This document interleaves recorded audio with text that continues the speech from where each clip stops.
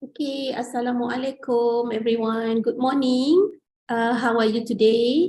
And I hope everyone is in a good health. So thank you for joining us. Most of you, or I can say 90% of you, will be in YouTube watching this live streaming.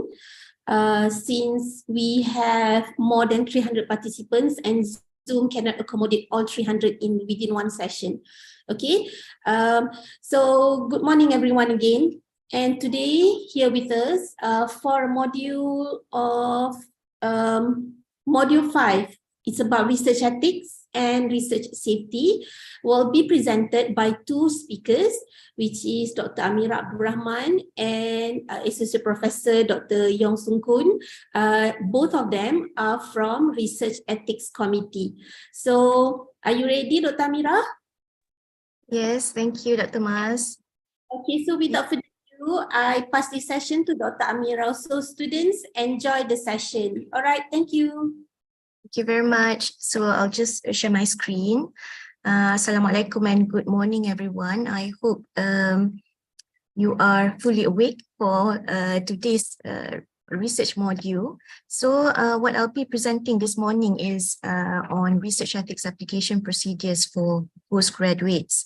And after this sharing session, Associate Professor Dr. Yong will continue with the publication ethics. Yeah.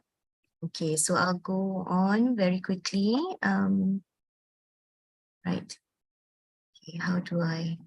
Okay. So again, this is just a sharing session. You can raise up your hands or just put up your questions in the chat box. Or perhaps Dr. Mas could look at the questions in the YouTube if there are any. Okay, Yes. So yeah. And I'll proceed to the next slide, which is an introduction. Okay, an introduction about ethics and publication unit, which is under the Research Management Center located in UITM Shah Alam. Yeah.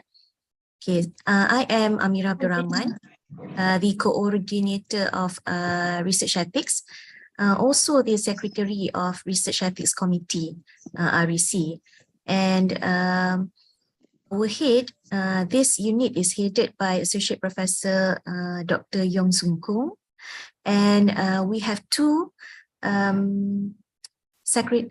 staffs, secretariat staffs under us, which is, if you can look at the ones that I have highlighted in this box, this is the REC secretariat. Yeah, we have 4 staff, which is Encik Hisham, Cik Shazana, Puan Raimina Ziha, and also Puan Ainul.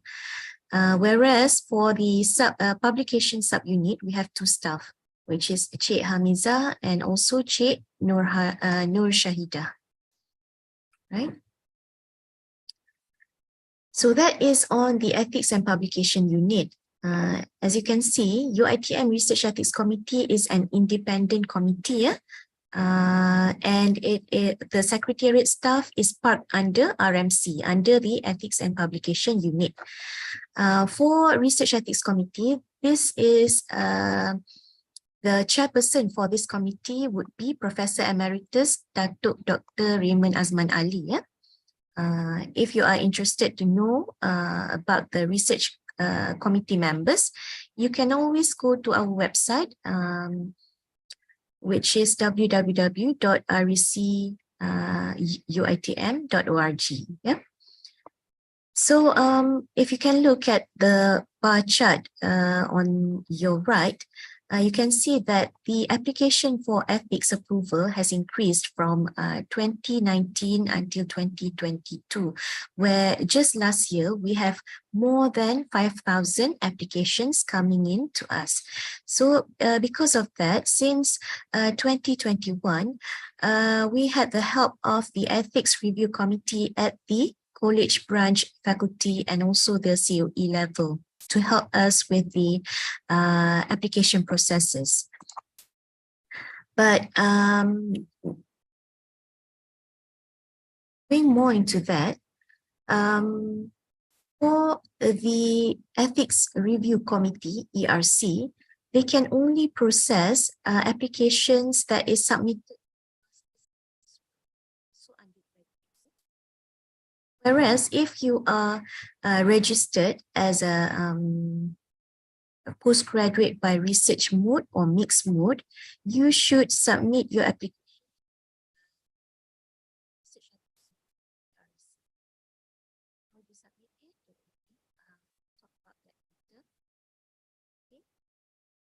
So going on to your proposal development, yeah, because you will be filling up your application forms, which is similar to what you have in your proposals.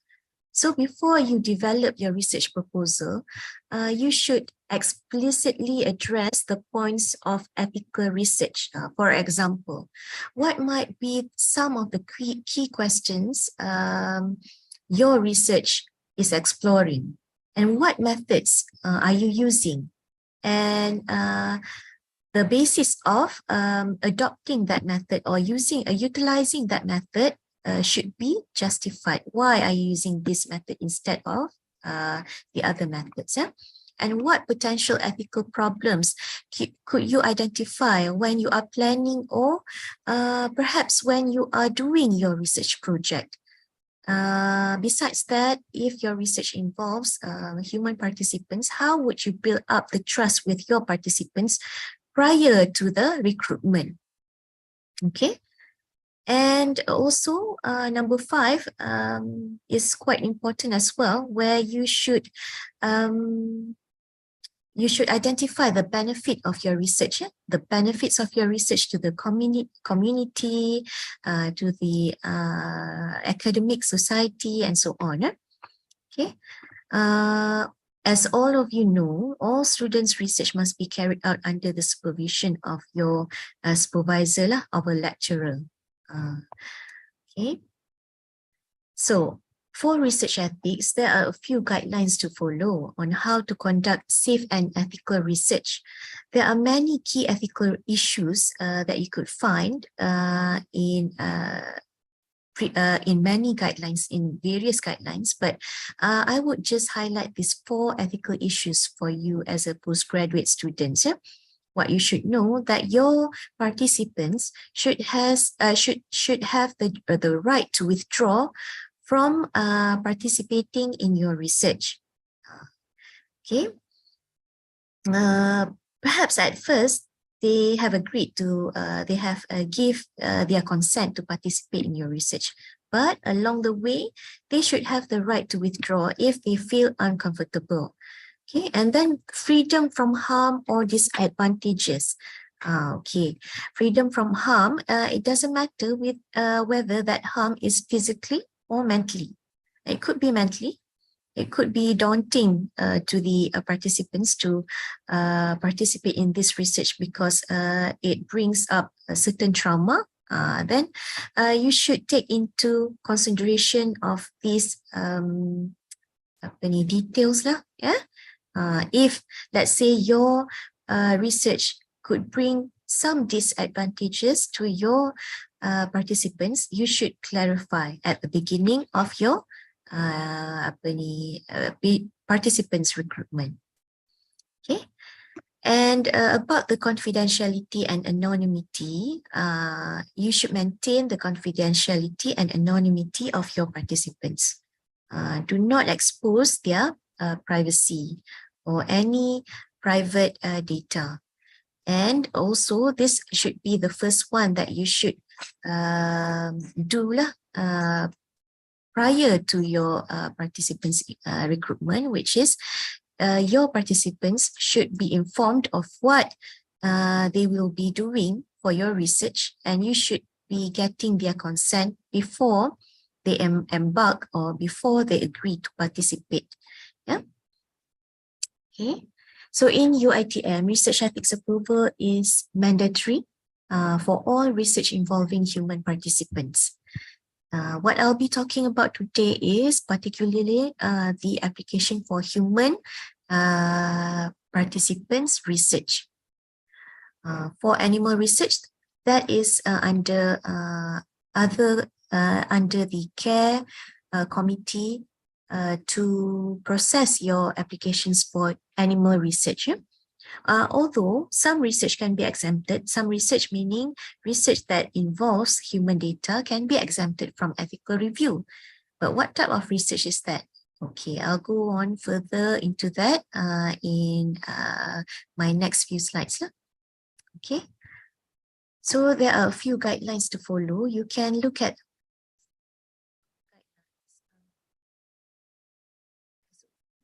operating procedures can be found in our website. It can be downloaded.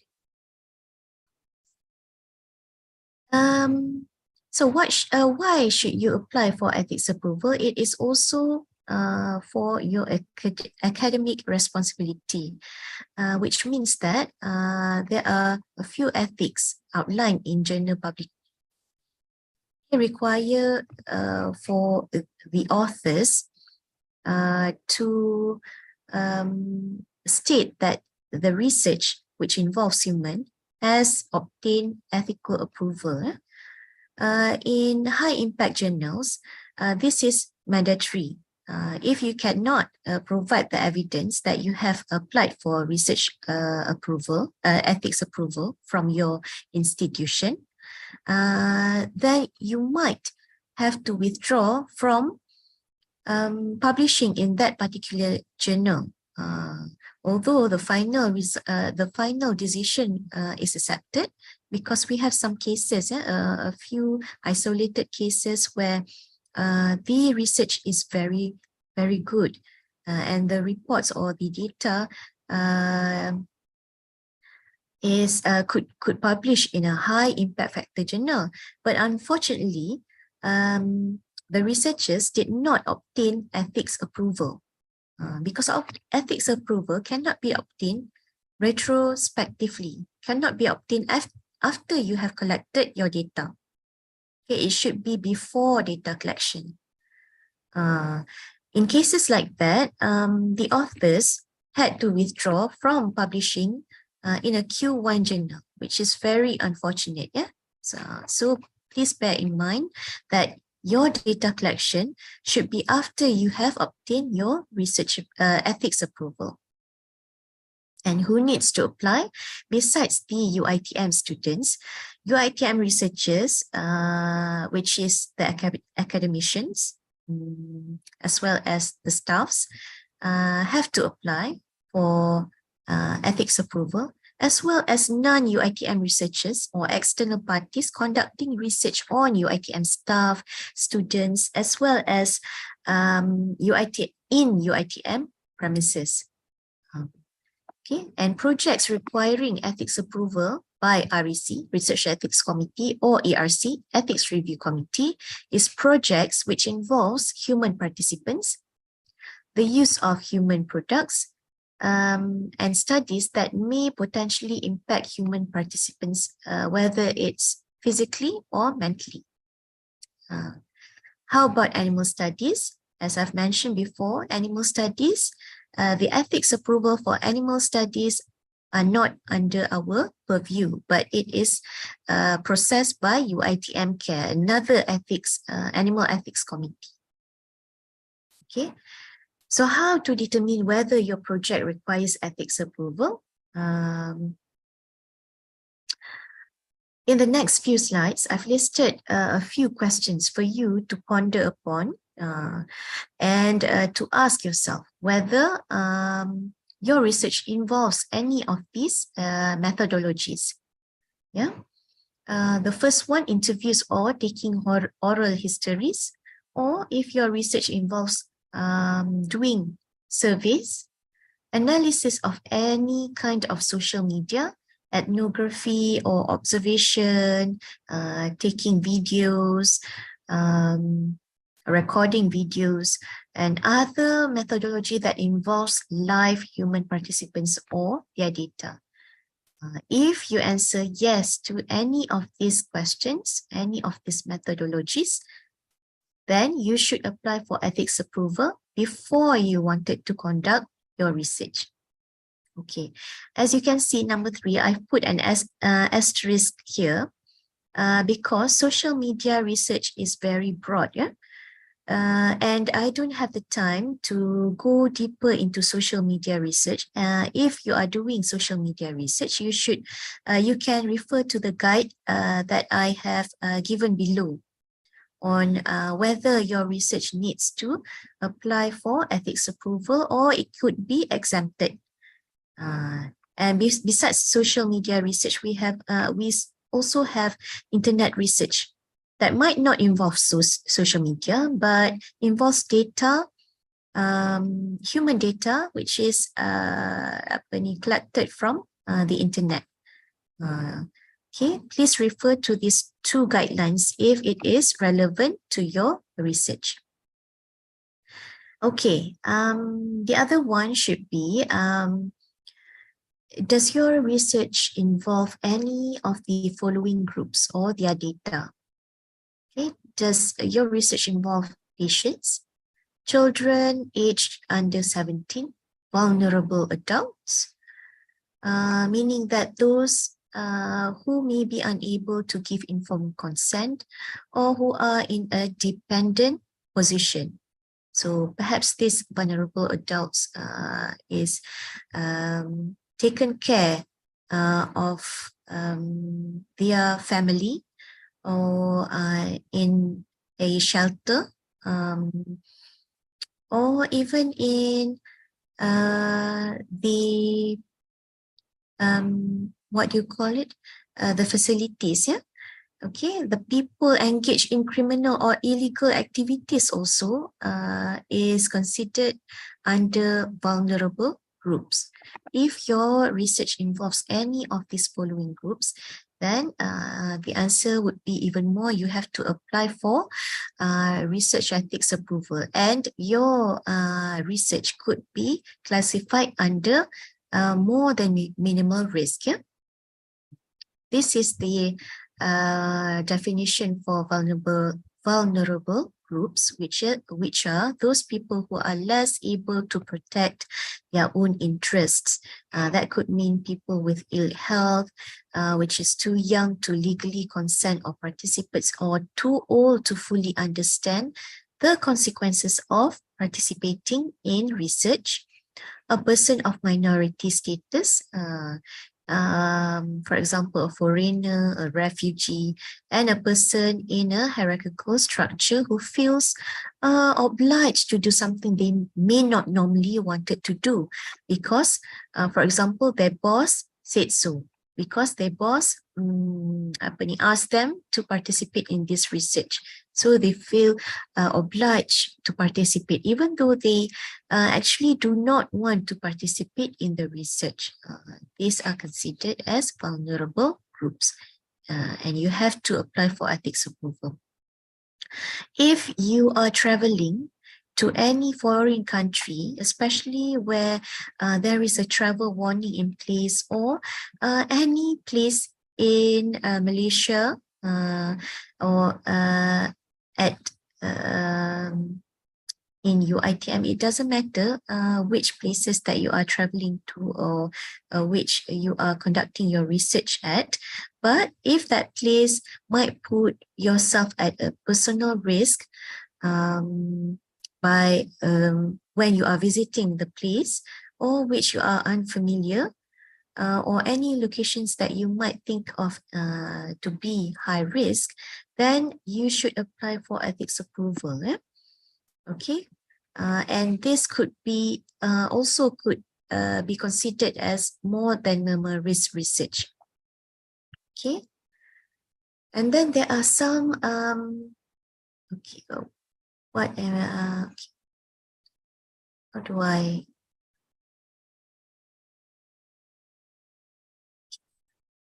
can't seem to hide this tab, but that's okay. So the use of secondary data, because I'm sure that many of you at some extent had to use secondary data for your research. Okay, if your research involves any collection of secondary data, secondary data meaning human data, you must meet some key ethical conditions before it could be exempted. Okay, because not all secondary data could be exempted from ethics approval. Okay, so the data that you will be collecting must be de-identified before released to you as the researcher, de-identified by the person in charge or of giving the data to you. And the consent of subjects or participants has been taken, could be reasonably presumed. And the outcome of the analysis must not allow re-identifying the participants, meaning that probably at first, when you receive the data is de-identified and the participants is numbered. They have their own special ID. But while you were doing your analysis, you find that you need to know certain personal information. So you go back to the person providing the data, asking for the participants' personal information, where each of the ID could re-identify the participants to their personal data. So that must not be the case if you would like for your research to be exempted from ethics approval. If the data, the secondary data, could re-identify the participants, then you should apply for ethics approval. Not your research could not be exempted. And then number 4, the use of data must not result in any damage or distress to the individual or perhaps a company.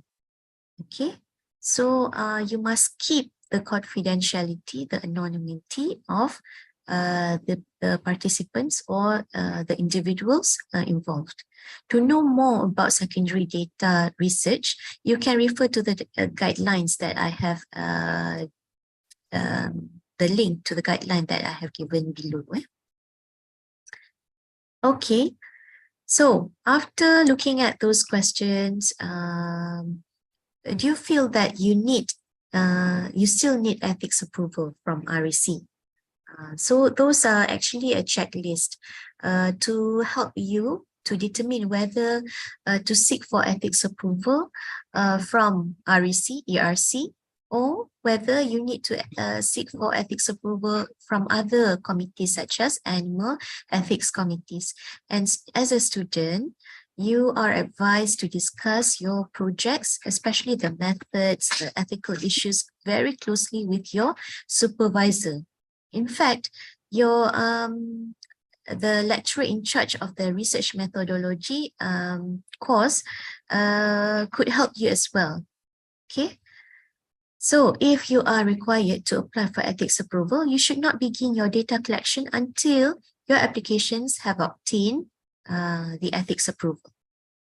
Okay. Please take note of that. Yeah. Do not begin your data collection until you have obtained your ethics approval. So how to apply for research ethics approval? There are a few steps.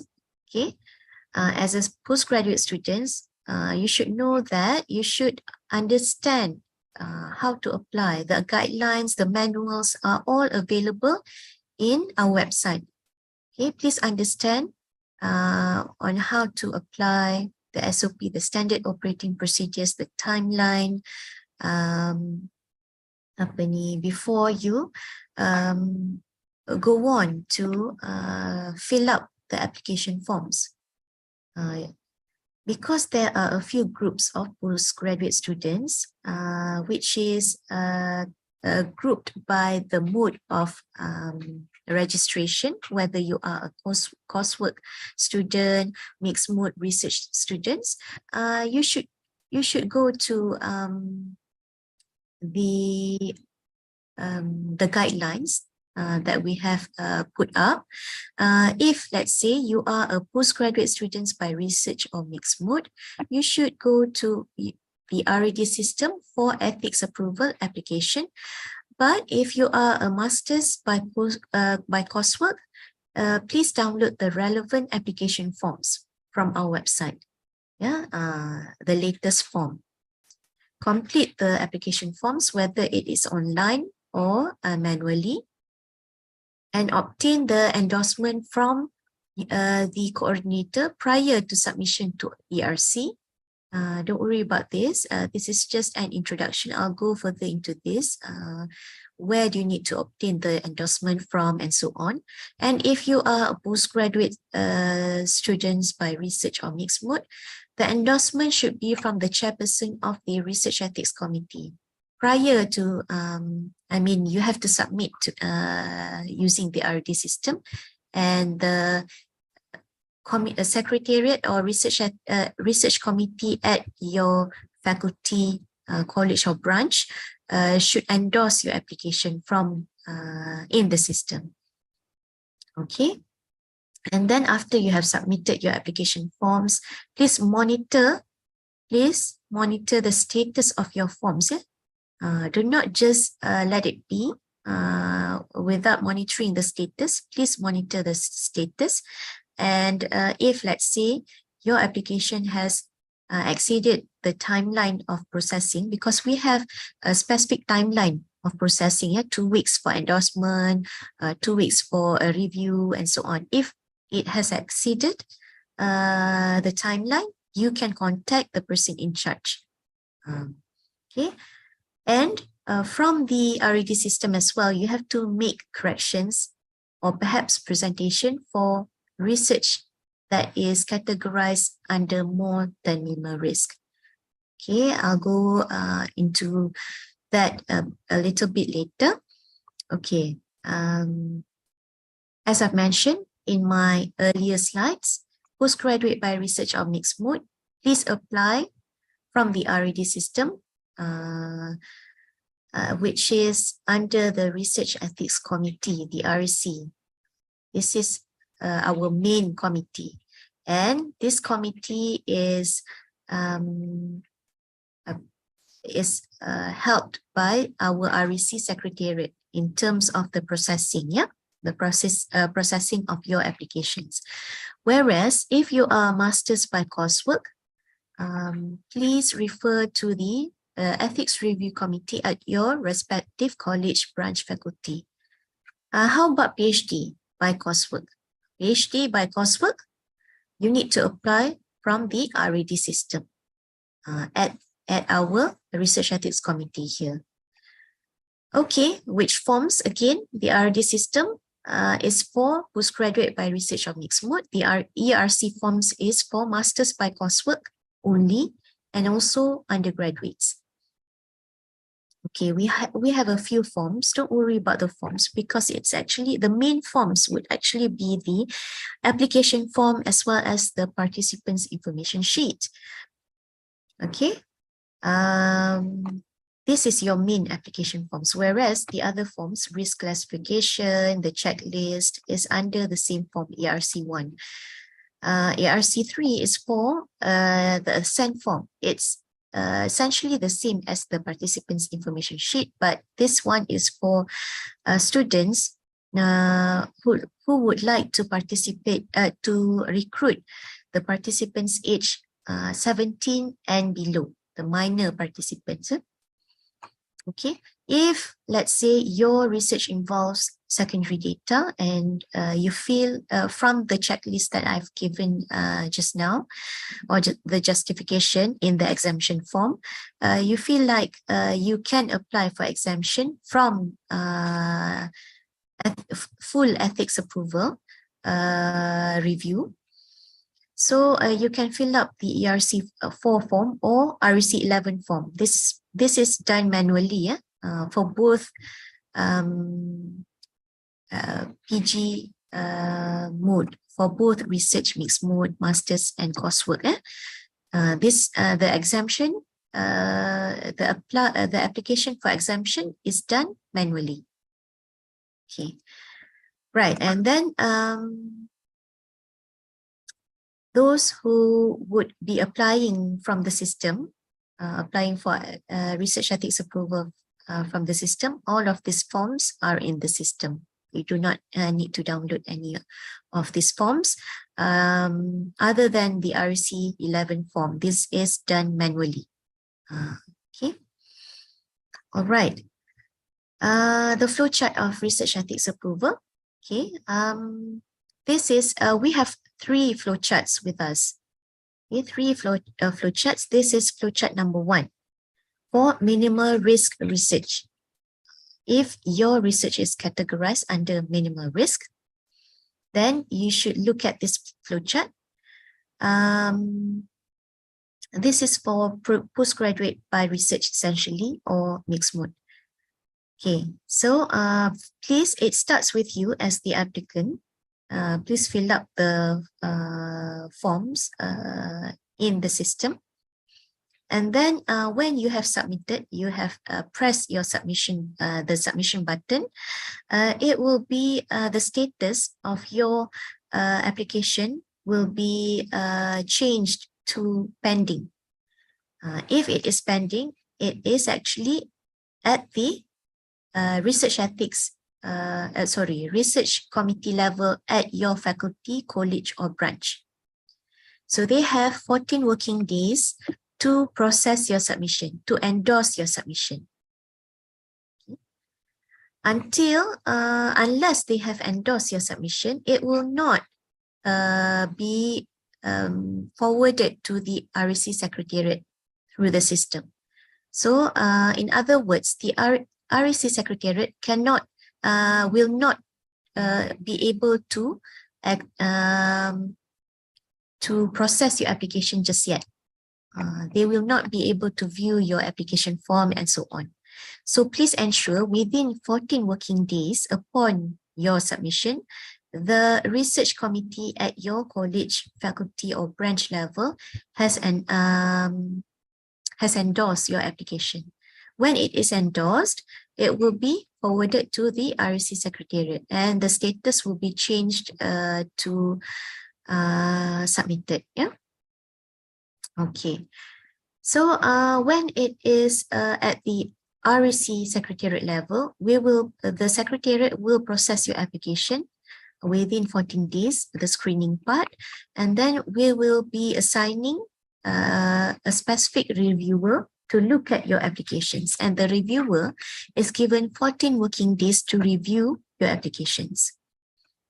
Okay, so after they have reviewed, the status will be changed to correction. So please monitor the status of your application from time to time, according to the timeline. Okay. So after you have done, after the status has been changed to correction, you need to correct your applications first and submit it through the system.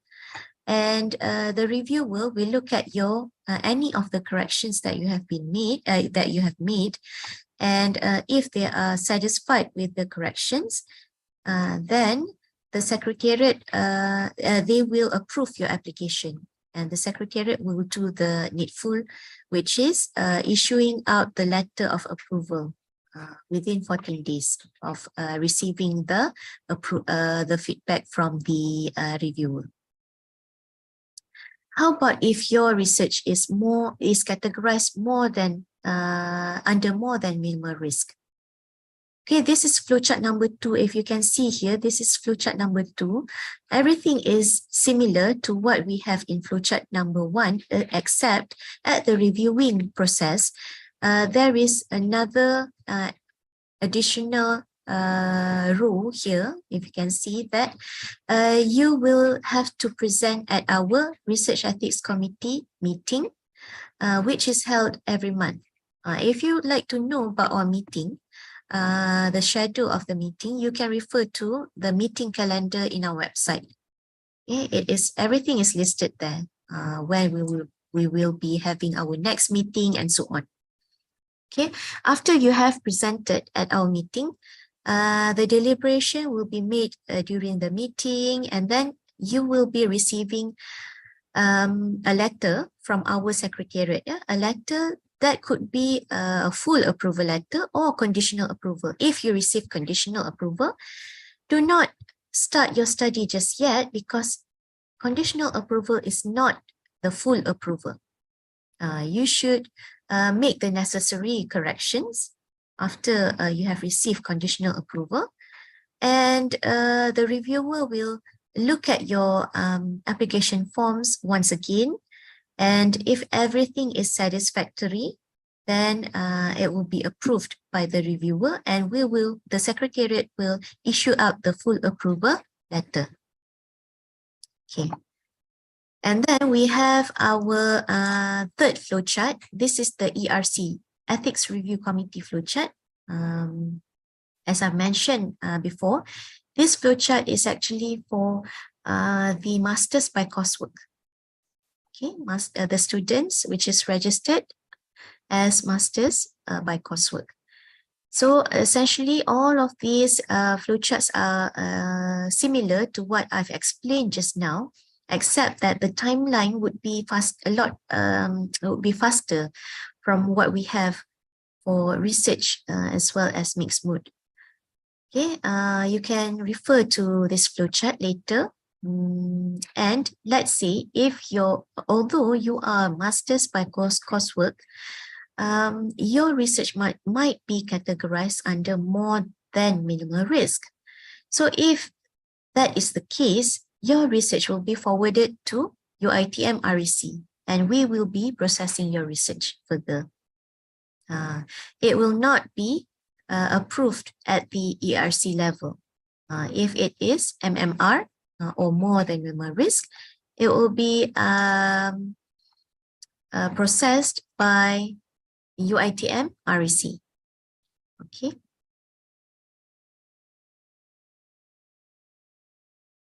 Right. So this is the forms. The forms is actually for both groups, which is the mixed mode, research, coursework. The forms are actually very similar. Okay, you just need to fill up the details, complete all sections. The key word here is complete all sections. Do not leave anything blank.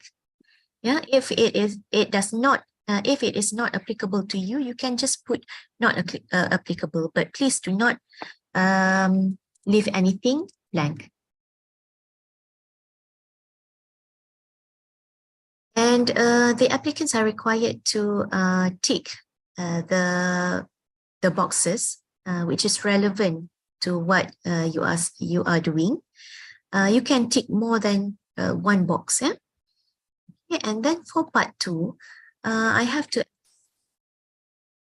What I want to emphasize here is that please do not copy paste everything from your proposal. I know that your proposal probably involves a few pages of the literature review. Okay, please do not copy paste all. You please summarize the background of your study here, and the references that you will be listing here is only what you have quoted in your background here. Meaning that do not copy paste all of that 40 references that you have. For example, 40 references, that's a lot of references that you have listed in your proposal. This is very important. Yeah? If you copy paste, then the reviewer would probably, certain reviewer would probably read through your background of your research, and it will require more time for them to, review your applications. So your background should be summarized and concise with information, not too short until the reviewer does not understand at all the justification of doing this study. Yeah?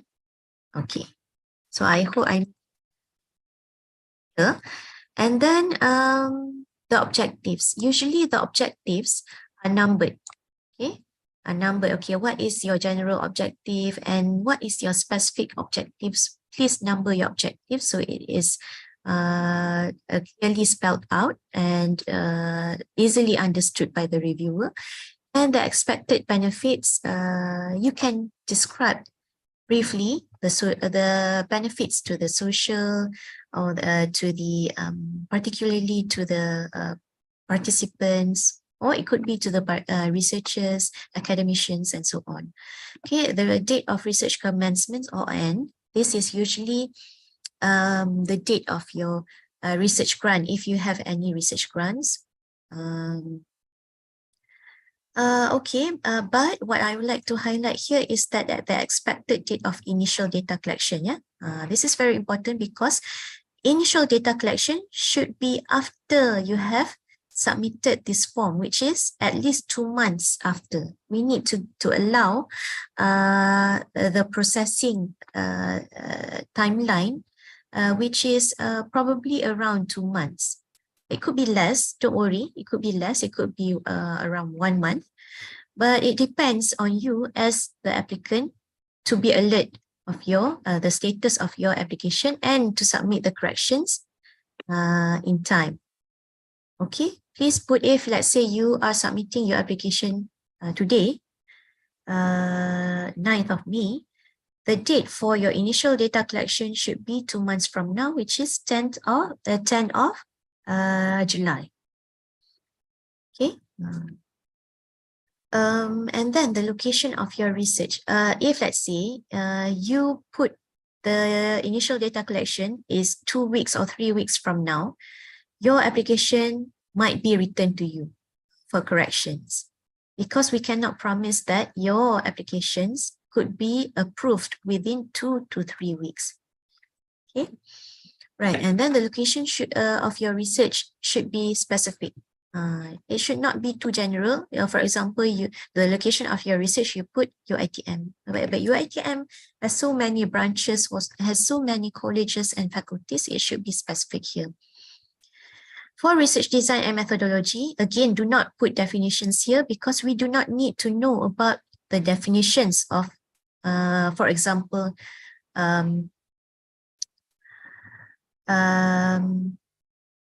the definition of qualitative data. collection. No, we do not need to know about that.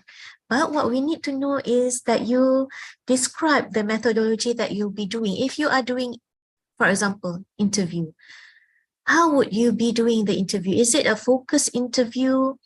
Or is it a focus group interview, or is it an individual interview? Will you be locating your participants in a private room? Okay, because certain parts of your interview is asking private or sensitive questions that we need to know. How would you be doing your data collection, and how about the subsequent analysis, the subsequent tools that you'll be imposing to your participants? We need to know about that. Okay. And then the inclusion and exclusion criteria of your respondents, of your participants, should be listed here. Yeah.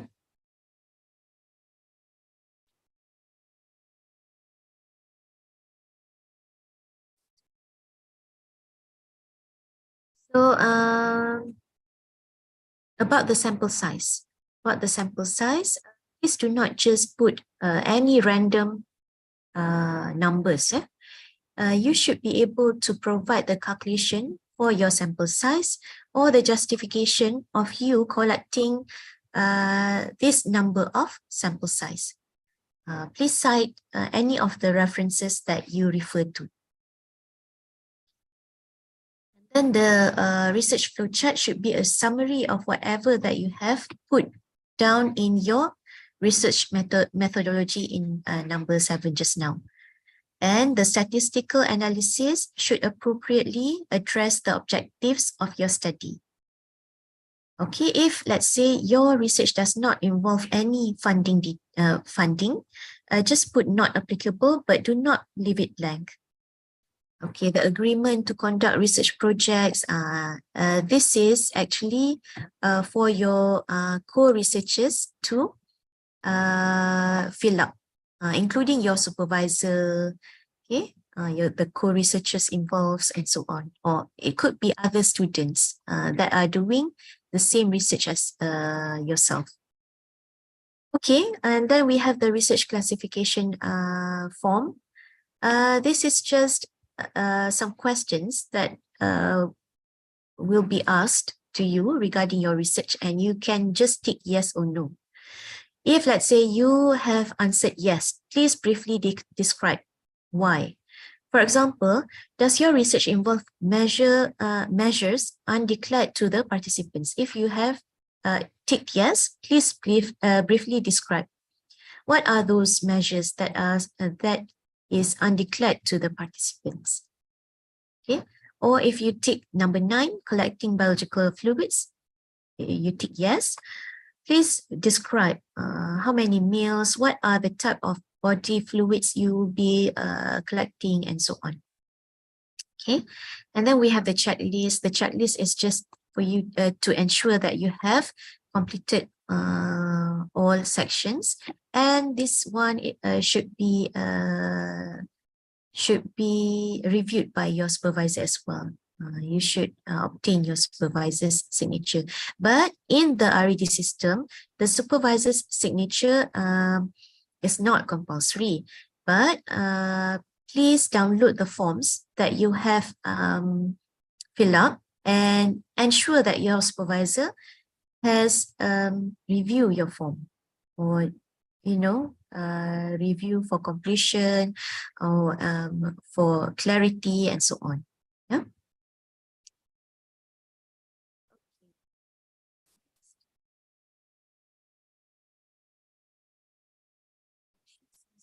So because I cannot proceed to the next slide.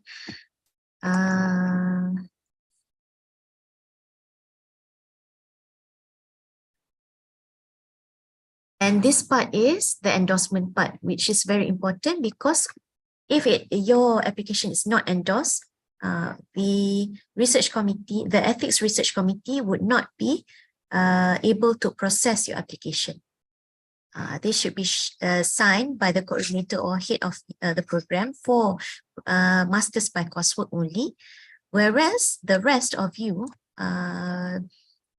which is by research mode or mixed mode, will be verified through the RED system. Please contact your respective research committee if, let's say, it took them too long to change the status from pending to submission. Okay.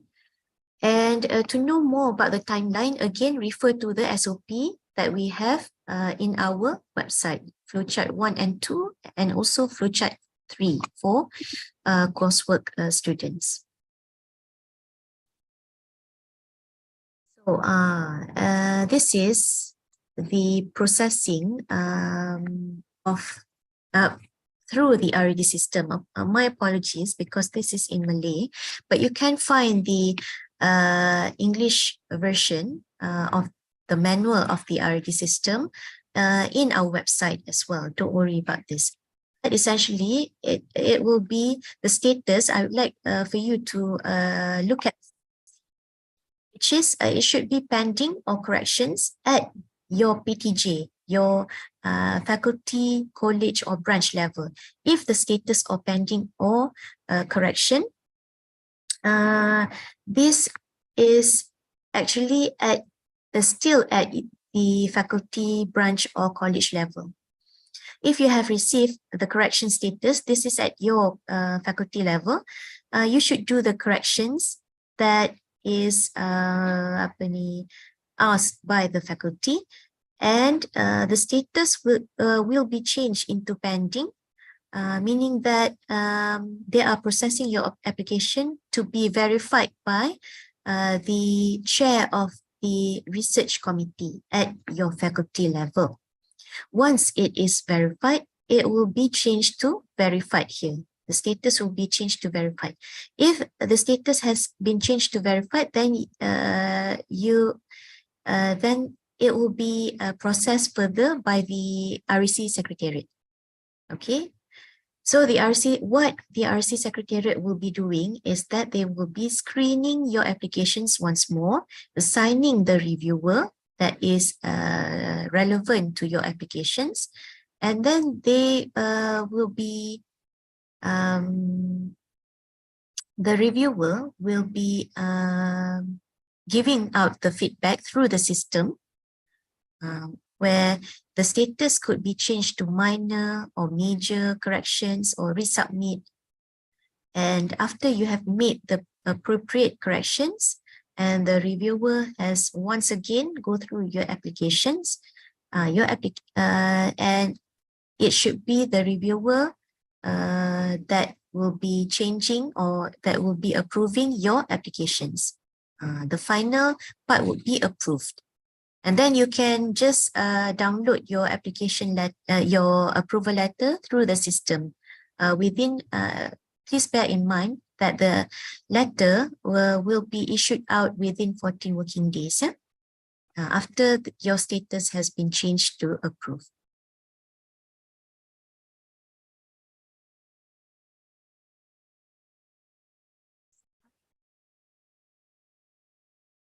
Okay, now, just very quickly about the participants information sheet, which is ERC. We have the participants information sheet in the RED system. It should include both Malay and English versions. And please do not include citations, and the introduction sections and sections should be brief and be worded as an explanation to the participants. In other words, if your participants information sheet cannot be understood by your mother, your father, your siblings, or even your friends with different field as yours, then your participants information sheet should be reworded or rephrased. Yeah, because the participants information sheet is for your participants to be read. Okay, it should do not include any scientific jargon or technical jargons. Okay, again, it should be bilingual. It should be briefly explained in terms of the purpose of your study. The research procedure is rewarded to an explanation to your participants on what they will be doing for your project. Yeah? Whether they need to answer a 40-question questionnaire, which involves, which probably will take an hour of their time. You should spell it out here. Okay, the benefits of the research to your participants, and then research risk. Please put down whether your research involves very minimal risk. It should be spelled out here. For example, your research involving time-consuming protocols probably need hours of their time. You should put it down here. And then the confidentiality, please provide your name and your direct telephone numbers for your participants to contact should they have any questions regarding your research. Okay, for this part, this is a manual form. Please leave it blank for postgraduate by coursework for those who submitted manual forms. Only postgraduate by courseworks. Okay.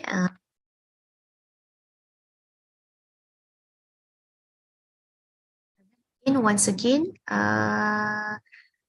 just to summarize, please use non-expert language, no scientific jargons, no technical jargons. Do not include citations because it may not be relevant to your participants. And then introduction should be brief. It should be worded as an explanation, especially on the methodology part. And please remove all instructions in brackets. This is for manual forms. Okay. Right.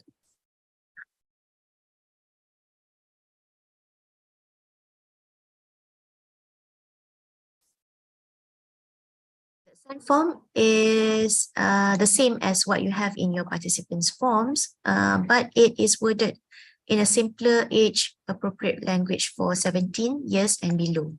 That's all. Yeah, so it's actually the same as what. But this is for your minor participants to understand better. Okay. Right. If let's say again for secondary data or for research that could apply for exemption, please fill out these forms, the ERC4 or REC11 forms manually. Fill out these forms manually, which can be found online in our website. Okay, there are no exemption forms available online. In the system, in the RED system for postgraduate by research or mixed mode. Okay, so there are some justifications here to determine whether your research could be exempted or not from ethical review. Please tick these sections. Okay, and then just to summarize again very quickly, the application forms could be downloaded from our website, and then for masters by coursework, it should be filled up manually, and for postgraduate by research or mixed mode, you should go to our RED system to apply for ethics approval. And then please contact your respective faculty or branches for ERC submission because our RED system is not applicable. And for the decisions, there are 4 categories of decisions. If you receive conditional approval, do not start your data collection just yet because you need to do the corrections. And until you have received the full approval, okay, please do not start your data collection just yet. Okay, other than that, I think this is okay. I do not need to go further into this. And this is just for your information. You yourself do not need to categorize your research, whether it is categorized under expedited review or full part review, because this is done by your research committee at your faculty, college, and branch level. But just to let you know that how is it categorized is that for expedited review, which is faster than the full board review, the timeline is faster. The research poses no more than minimal risk, does not involve vulnerable population, does not involve collection of sensitive information, and then the study uses anonymized or archived sample. Okay, that is some of the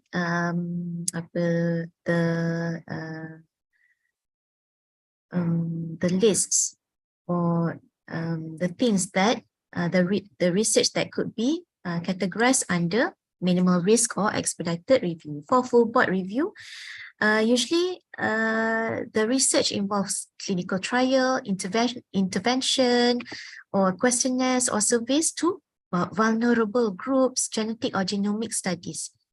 Okay, but this is not limited to the list that I've given here lah.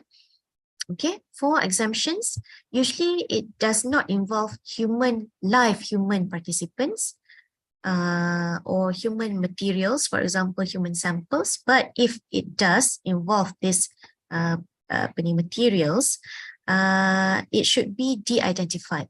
Yeah? Okay, there are several justifications. You can look at the exemption forms. Okay. Okay, in summary, please ensure that all of the forms that you have filled up is complete, because incomplete forms will be returned to you. Or for example, if there are major grammatical errors until the reviewers cannot understand what is the justification of doing this research, what is the justification of doing this methodology, and so on, it will probably be returned to the applicants. Okay, and then if you have, I think this is the end of my talk. So if you have any questions regarding research ethics application, you can contact our REC Secretariat, which is Encik Isham, Cik Shazana, Puan Amy, or Puan Ainul, via this telephone number, and also their respective office number. This is our general office number. So you could look at the respective office number in our website, www.recUITM.org. You can also email any of your questions to us, to me as well. You can CC to me if you have any questions regarding your research ethics approval. Okay, thank you very much. I'll pass this session to Dr. Yong for now, or is it to Dr. Mas to continue to the next session? The Q&A, we will do the Q&A after Dr. Yong. Is it okay? Yes, that's okay. That's fine. Yeah. All right. So let's proceed with Dr. Yong first. So over to you, Dr. Yong. Thank you, Dr. Mas, and thank you, Dr. Amira, for giving the talk earlier. So I will going to continue giving a talk about publication ethics, and please give me a moment so that I can share my screen. Are you looking at the slideshow of a PowerPoint slide entitled Ethics in Research and Publication? Are you looking at it? Yes. Yes. All right, thank you. So without further ado, I will start by introducing myself. So I believe that Dr. Amira have already mentioned my name. So once again, my name is Yong. So I am the head of Ethics and Publication Unit, which is one unit under the Research Management Center. So probably I can add a little bit of what our units are functioning. So basically, Research Management Center is the is one entity that is part under the research the Office of Deputy Vice Chancellor for Research and Innovation, where we facilitate the research activities, grant management, and also the monitoring progress processes only for staff. which means that for you as the postgraduate students who happens to be in a research mode, you will probably going to come to our office more frequent than your supervisors or whatnot. You are the assistant for your supervisors. Anyway, um, one more addition that I want to tell you is that my unit is also in charge in distributing the financial assistance uh, for uh, for paying article publication charge. So I believe this might interest you, with one exception that this scheme is only available for staff members. So if your supervisors are publishing with you and you need money, talk to your supervisors and get your supervisors to apply. Otherwise, I believe Ipsis also have similar scheme, which is eligible for you as postgraduate students. So keep on publish, and I'm going to start by showing you this is the content that I'm going to talk about. So you can see that I'm going to start by giving you the introduction on what is scholarly publication, which you will have to do, which is publishing a few scholarly articles in journal. I believe journal is the one that we if we set the mark for you before you're eligible for a oral examination and graduation. But in the process, we have learned, we were going to go through a few bad examples so that you don't learn. So get the message right, yeah? I'm going to show you the bad examples so that you don't learn. And we're going to suggest a few solutions, how best you can come up, yeah? Uh, Publishing as you should, and then ethically, yeah? So you're going to see a few examples, which is plagiarism, as we all know, fabrication and falsification, ghost and gift authorship, and finally predatory publication. So all of this will be informed to you. Yeah. So to begin with, I'm going to talk about what is research. So this cycle is called the research cycle, where you can see it begins with the conceiving the problem statement. So this is where you're going to start thinking, oh, what you should do for your research. Um, and being a postgraduate students in research mode, we will going to start by sitting for defense research proposal. So in that defense research proposal will be grilled with a lot of aspect, beginning with you're going to ask what is your problem statement. So this is where you're going to justify why you want to do that research in the first place. So once you have sorted that out, so most likely your DRP, your defense research proposal, will be cleared so that you are allowed to continue with your research based on the proposal that you have presented. So there you go, stage 2. Bring up here. So there you go. Once you have finished your DRP at stage 1, so you're going to continue with your real lab work, which is conducting the research in the first place. You collect those data. So you're going to distribute questionnaires, as like Dr. Amira has said, you distribute questionnaires, but before that, make sure you got cleared, okay? Make sure that your entire research has been approved. Yeah, if your research is subjected to approval in terms of research ethics, yeah. So there are animals research ethics, there are humans. So if you're humans, it's come under Dr. Mira. So make sure you get a clearance before you start collecting data. So once you did, you have your findings, you discuss with your supervisor verified those data, and then you're going to interpret it into something meaningful and write it down. So there you go. Number 4, documentation is where you write, submit to a journal, and get it published before you go for a viva or oral examination. And you publicize it in your social media platform, or most likely if you publish in high impact journals, the publisher will do it on your behalf. So it is said that the research is complete when it is published or presented, which is why Ipsis, or not just Ipsis in UIT, I think many of the graduate schools in the whole world will only going to allow you to graduate after you publish, because that symbolizes the end of your research. Once you have the report, you publicize it. Yeah. So that is the evidence that you complete the entire process. And then the research community is the contributor and the consumer of scholarly publication. So once you have published your material, then you can consider yourself a legitimate researcher, which is part of the community where you generate new knowledge, and this new knowledge will be consumed by the community, your peers. And this cycle will going to continue on and on again. And there you go. Once you publish, then only you are a legitimate researcher. Okay. So the quality of the journal is guaranteed through a strict peer review process and efficient management in accordance to with the ethical standards set by Committee on Publication Ethics.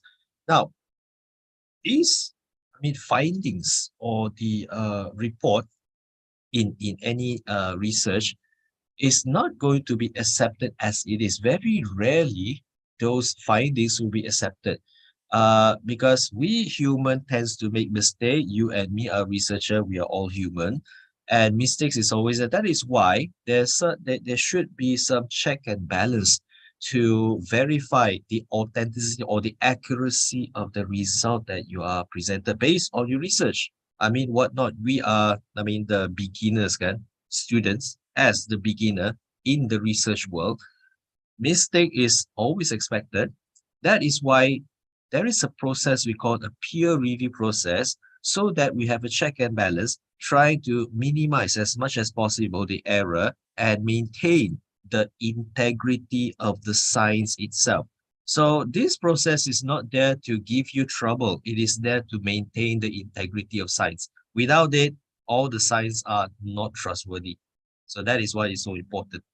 And speaking of which, this peer review process is probably one of the scariest things as for postgraduate students, because well, you make mistake and therefore rejection will going to come by. Until you learn how to minimize your mistake, then you're going to receive a lot of rejection. But please, this is part of the learning process. Rejection is normal. I can tell you that I have received more rejection than you could ever imagine. My first paper is rejected like countless times. I lost count, but I remember that I have been submitting rejected by journals by more than like 9 months to up to 1 year. So that is normal, even for seasoned researcher. So please, as student, you have to go through this process, in which once you submitted, then it will go to the editor. So you see, the good news is that once you go through the editor, it is already a good news if they pass it to the peer review process. I can say that if you are into high impact publication, 90% of the time that you got rejected without even being reviewed. But don't take it personally, because high impact have high demand. So being rejected doesn't mean that your work is worthless. It just means that they are better. There are better manuscript than us that are submitted, and they simply cannot cater to everybody. So don't take it personally. You see, if it is got rejected quickly, that is also a good thing for us. Resubmit. But if it doesn't and go through a peer review process, also good. At least you are going to receive comment and recommendation. This is what you should look at. So don't take rejection as a rejection. Take it with the comments as well. I will appreciate the rejection with comments. But you see, I know that you want to graduate on time. So here is the conflict. You want to graduate on time, but you only have 1 or 2 months to go. What to do? You have to do something, right? But please, we can do something early instead of doing things late. So I won't going to read you all these points, which I already mentioned, but rather I'm going to go straight to the next one. We must publish ethically because it involves a lot about ourselves, the reputation. You see, the trust is something that we build very long time, and it takes a split second to destroy it. So which is why we are here talking about research ethics. Is the trust that we build, and it's not really an easy process. It's actually a very lengthy process, a long process that you need to go through to build your reputation in research. And it starts with good ethics. So what is ethics? It is about norms, values, the right or wrong thing, the good or the bad thing, and what's ought and what not, or what or ought not to be done in the context of research. So for students, when you look at this statement, you might ask me, what should you do? Kan?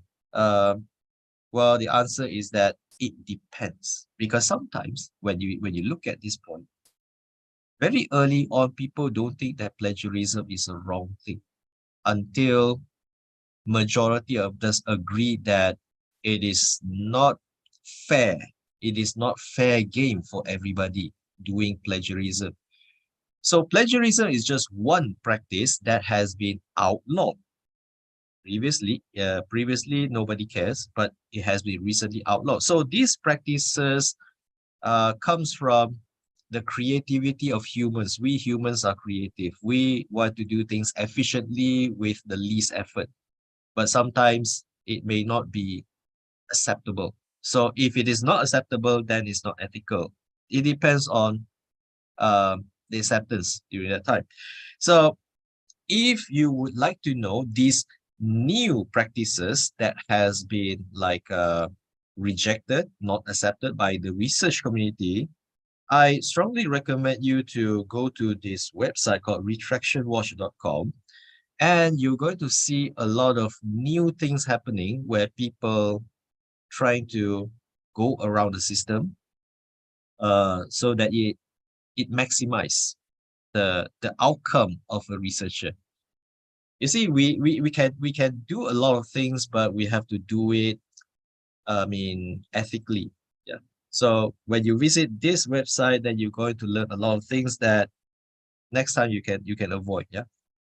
Okay. Now, we would like to refer to something that based on what we can do and we cannot do. So there are a few reference that you can use right here.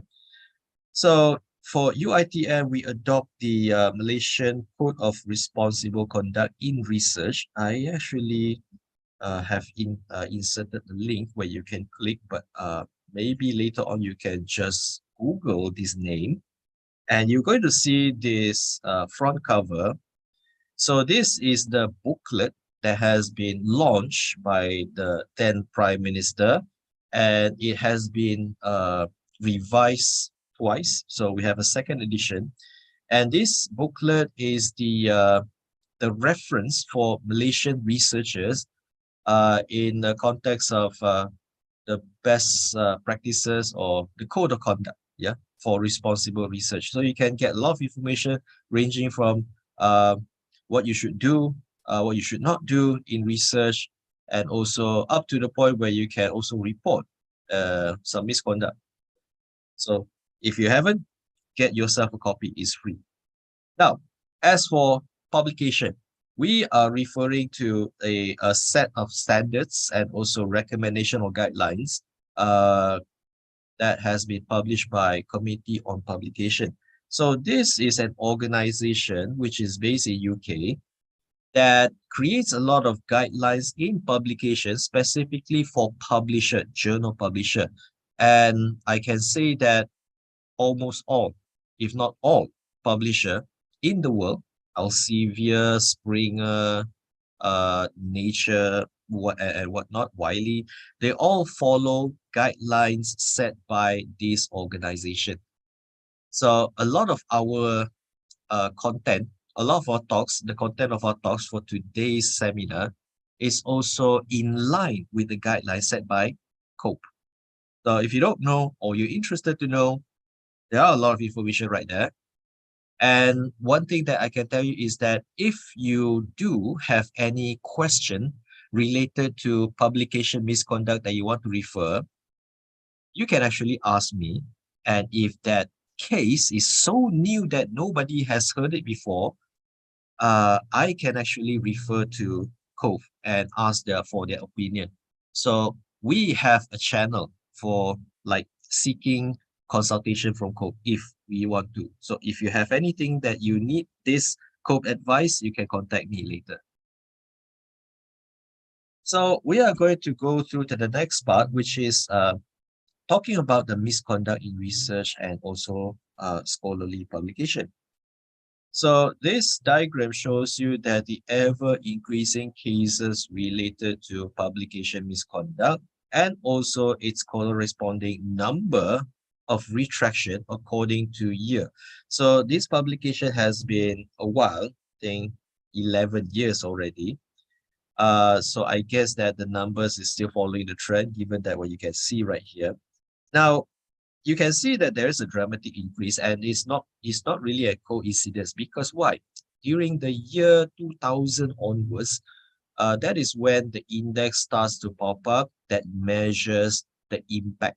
So that is when people are trying to differentiate themselves between high quality and low quality publication, high quality research, and vice versa.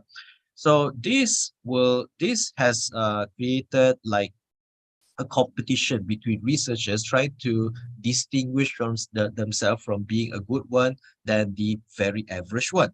And based on that, governments and also funders will also hire people based on those impact. And publishing in high impact journals is really a big thing for somebody to keep their job. You see, job, their periuk nasi, their livelihood depends on whether they can publish in high impact journal. That is when, I mean, if it involves livelihood, people can do a lot of things, including the unethical things, which is what you can see right here. So it's no coincidence actually. And what I can say to you is that pressure, because why? You would need to have your job in order to survive. And like for you students, you would need to publish for you to graduate. And I'm sure you want to graduate because you want a pay rise or promotion. So there's always a pressure for people like you and me, researchers and also students. We are in the academics. We need to publish. That's what we do. But you see, some people are desperate, and that desperation drives people to do that. And there's also another factor. People are not so desperate, but they are greedy. You see, in Middle Eastern countries, I think they're still doing it. For every high impact journals that you publish, they pay you 1,000 USD, no question asked. I mean, 1,000 USD is 4,000 Malaysian ringgit. That is a lot of money. And I know a lot of top researchers already migrated to Middle East to do their research because of that. There are a lot of money to distribute inside there. So maybe some people thought that, well, there is a way for them to earn extra cash by having some tricks, publishing more and earning more bonus also can be a factor. And then also last one, lack of moral capacity. I would say that is also having a thin line with not knowing what is right and what is wrong. Okay. Now, some people know that is wrong, but they're still doing it because everybody is doing it. Yeah, I don't want to name that country, but I mean, some countries, they are very acceptance in wrongdoings, but not in Malaysia, I would say. Yeah. And I would rather treat them as not knowing what they are doing. Which is why we are here. We're trying to learn what is right and what is wrong. But most of the cases that I'm going to show you later on are mostly wrong so that you don't follow. So I'm going to repeat one more time. I'm showing you the wrong things, so please do not follow. Now, I'm going to show you a few examples of academic misconduct, which is also coincidentally a part of publication misconduct as well. So this misconduct, they are in general research misconduct. So it's not just in publication, but you can see later on, majority of them sits in publication. So from top to bottom, the severity of the offense increase, and so does the level of the punishment. So if you're sitting on top, maybe you got reprimanded, but you sit if those offenses are at the bottom of this list, the worst that I have heard is criminal court case until a few researchers have gone into jail. I mean, I'm not joking. That has happened before overseas. Yeah. So let's go. I'm going to read you all those misconduct. Sorry. So it begins with just minimal paraphrasing, and in other words, plagiarism. So if you have a citation or you have cited the source, usually you are not that guilty.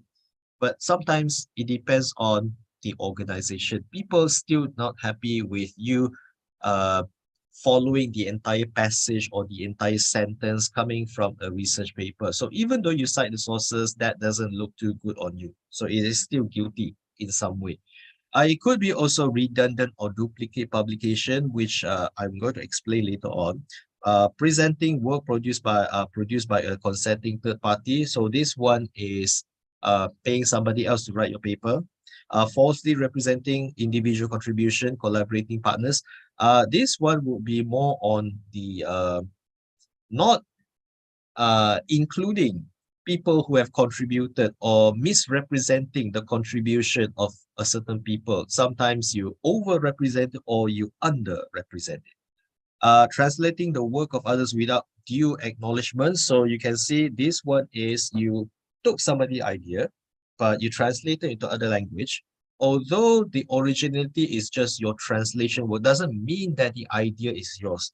So because of without due acknowledgement, that makes it an offense. So you forgot to cite, even though this idea is not yours. That is not good for you. Yeah. And then the orange font, these are the worst form and has been known to be punishable with criminal court case. Copying from others and submitted as its own work. So the intention is there, is very clear. The intention is to cheat. Yeah. Fabricating and doctoring data. So there's no such data, and then you suddenly pick this data out of thin air.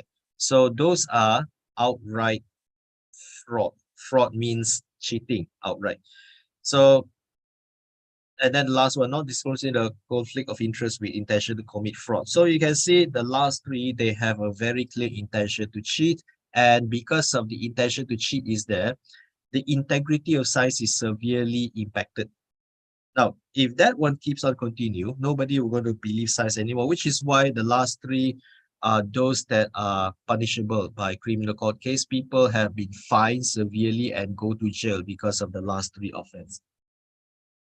So I'm going to start by talking about the first misconduct, plagiarism. So this plagiarism, I think, is nothing new for us. You must have heard it a lot. So these are the examples that I have picked from the website of Turnitin. Now, for those who don't know what is Turnitin, it's actually a portal that used to be subscribed by UiTM, but I think many big universities overseas, they are still subscribing to Turnitin. That is a device where academicians can check how similar their work, their article with the source, in a way that it also measures how much you have copied and followed from the source. And that is usually the tools to check plagiarism. Now, you can see that all these different cases, up to 9 cases here, are part of the plagiarism according to Turnitin, and also according to different severity. So they have already segregated into copy paste. One group, you can read yourself the examples. What are the conditions that consider copy and paste? And then the next one, mix and match. It looks very nice. I mean, you mix and match, it looks not according to the original, but still not your idea and it's not original. And then finally, almost not plagiarizing. So we change the key phrases. And this can be done very easily nowadays using Quillbot and also ChatGPT. So we know that can be done, but it's still not really that perfect. And for your information, student, Quillbot and also ChatGPT already stated very clearly in their website that says that they are not liable for any offense if you committed plagiarism using the software. So the burden is still on you. You're the one who knows what's going on. And so yeah, they won't be liable if you use their software to commit plagiarism. Anyway, what is important right here, according to Turnitin, if you want to use plagiarism, anti-plagiarism software or any software to do all the paraphrasing, there's one thing that you have to remember. Always make sure that the idea is yours. If it's not yours, do not forget to put in or to cite the source. If you can do this too, you should be okay. There should be no problem at all. Yeah. Now, this is one paraphrasing rule that I don't think it has been around. I took this website 10 years ago. I don't think this website still exists. With the advent of ChatGPT is the latest that can do the paraphrasing work for you. And I think UiTM also subscribe to Quillbot, which is accessible by staff. Once again, if you want to use Quillbot for free, go to your supervisor and ask your supervisor to apply through the library. And then, yeah, the library will give your supervisor password, username as password, and they can share with you. And you can use Quillbot. No need to buy it. Okay, so one thing why I don't use Quillbot and also paraphrasing software is what you can see right here. I tried one thing. I typed in one sentence. I did not plagiarize this essay, and in the end, I get a paraphrase sentence which might going to anger the editor. And then it says, I didn't counterfeit this exposition. I mean, these software, they are not very smart, you see. They just change a few keywords into using their synonym, their bots to change the keywords. But students, you have to remember, some of these keywords are irreplaceable. In the field of a certain research, those keywords are as it is, and there's no way you can use any acronyms to change it. So please, if you want to maintain a good relationship with your supervisor, please don't do this to your supervisor. I have had a lot of students are doing this to me, and when I ask them to explain, even they themselves don't know what they wrote. I mean, that doesn't look good on the students. Yeah. And yeah, you see, if your supervisor is not happy, I mean, imagine what the editors are doing. I mean, worst come to worst, they might remember your name and they might ban you outright from submitting to the journals. Okay, so there are a few cases of plagiarism that has happened before in Malaysia and overseas, but I'm going to pick one example. Maybe Malaysians, if you're old enough, you might have heard in 2014, there's one case that involved this passage. So I took this from a blog, if not mistaken. And this one is the screen capture of two source. I mean, the left-hand side is the source of the so-called passage, and then on the right hand side is the page taken from a thesis of a prominent figure in Malaysia during that time. So what happened is that let me show you all the points. So what happened is that this prominent researcher happens to be also involved in politics. So most likely this person got this treatment because of voice in politics. But nonetheless, the wrong is wrong.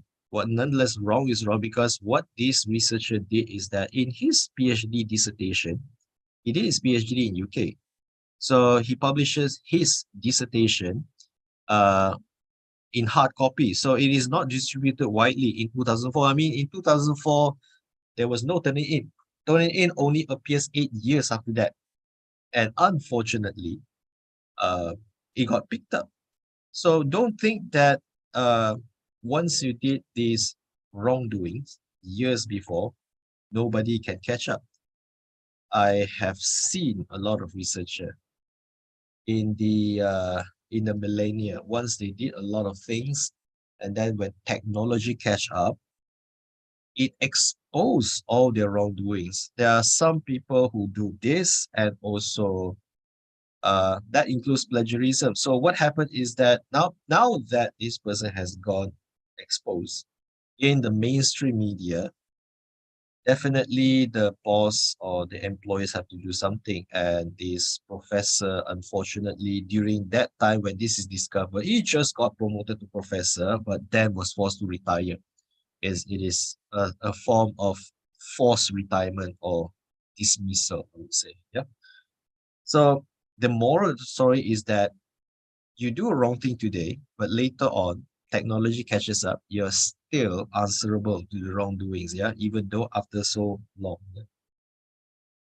So what about plagiarism at UiTM? I think this is nothing new. Now, I myself, as the supervisor of many FYP students, I mean, plagiarism is nothing new. Even now, as we speak, I will have to speak up. Without turning in, we are toothless. Without turning in, there's no way I know whether the assignment that's submitted to me has like high similarity, but the way I mark students' work, I know that some sort of plagiarism is going on. Yeah. And this is not really new. I mean, 11 years ago, a survey has been conducted by UiTM, and they know almost half of the UiTM students know what's going on. So don't play innocent. We know what's going on. And that is why also UiTM in 2012 has subscribed to turning into combat plagiarism with a lot of success. After 2012, literally, I mean, the cases related to plagiarism comes down dramatically. So we do have some policy to deter these things from happening. So like, for example, postgraduate students, before you submit any manuscript for publication, you will have to check yourself using Turnitin. Unfortunately, nowadays, we don't have Turnitin, we only have original, so you still can use it. Although I would like to prefer Turnitin, you still can use it.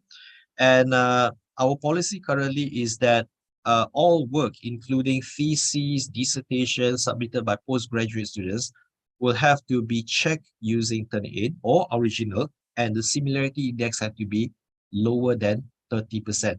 See, 30% is still high for me. I would prefer less than 20, but 30 is what UiTM said, and you will follow.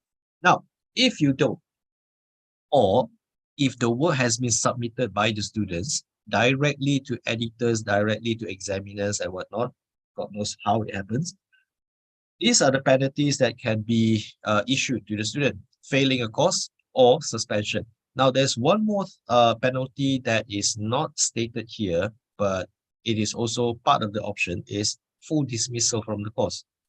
Yeah, you can be dismissed from the course. Yeah, not just failing or suspension. So examples of academic misconduct or fabrication, the next one, okay, so done with plagiarism. So I'm moving on to the second misconduct, which is fabrication and falsification. And this is the worst form of academic misconduct, which is right here. Now, what is fabrication is that there's no experiment, but you just come up with a few figures. So those figures are baseless, you can say. I mean, it doesn't come from a real experiment. So these are fake data, and some of the references also can be fake, just to convince people that your statement is supported. But you see, sharp-eyed reviewers, they know, especially the seasoned researcher. You can't just simply make up one reference and then tell them that they agree with you on a certain matter in an argument. Yeah, seasoned researcher or reviewer, a good reviewer will pick this up. But what about falsification? Now, this one is uh, manipulating the parameters or the experimental setup so that the data favors your hypothesis, and at times when you have a set of data and it doesn't comes out so nicely, you choose to omit a few data so that your curve becomes smoother and you have a nicer data. Now, although that can be done, but you have to have a very strong justification, like you're omitting an outlier, an error, for example. Otherwise, if you omit it without a very strong justification, that counts as falsification. That means the data comes from an experiment, but you edit it. You edit it unlawfully. So that is not allowed, yeah, actually. So here I'm going to show you a few examples of fabrication and falsification. And one thing that I can tell you is that the fate of the people who have done this, they don't come up very good. So number one, in Malaysia, once again, 2016, 2 years after that case that we have reported, this image pop up and sharp-eyed reviewer picked this up from a high-impact publication. So if you're publishing in high-impact publication, it is exposed to a lot of people, a lot of experts are looking at your work, so you better be making sure that that is very ethical and clean. Not for this paper. Now, this paper is published by a students in a university in Klang Valley from other countries.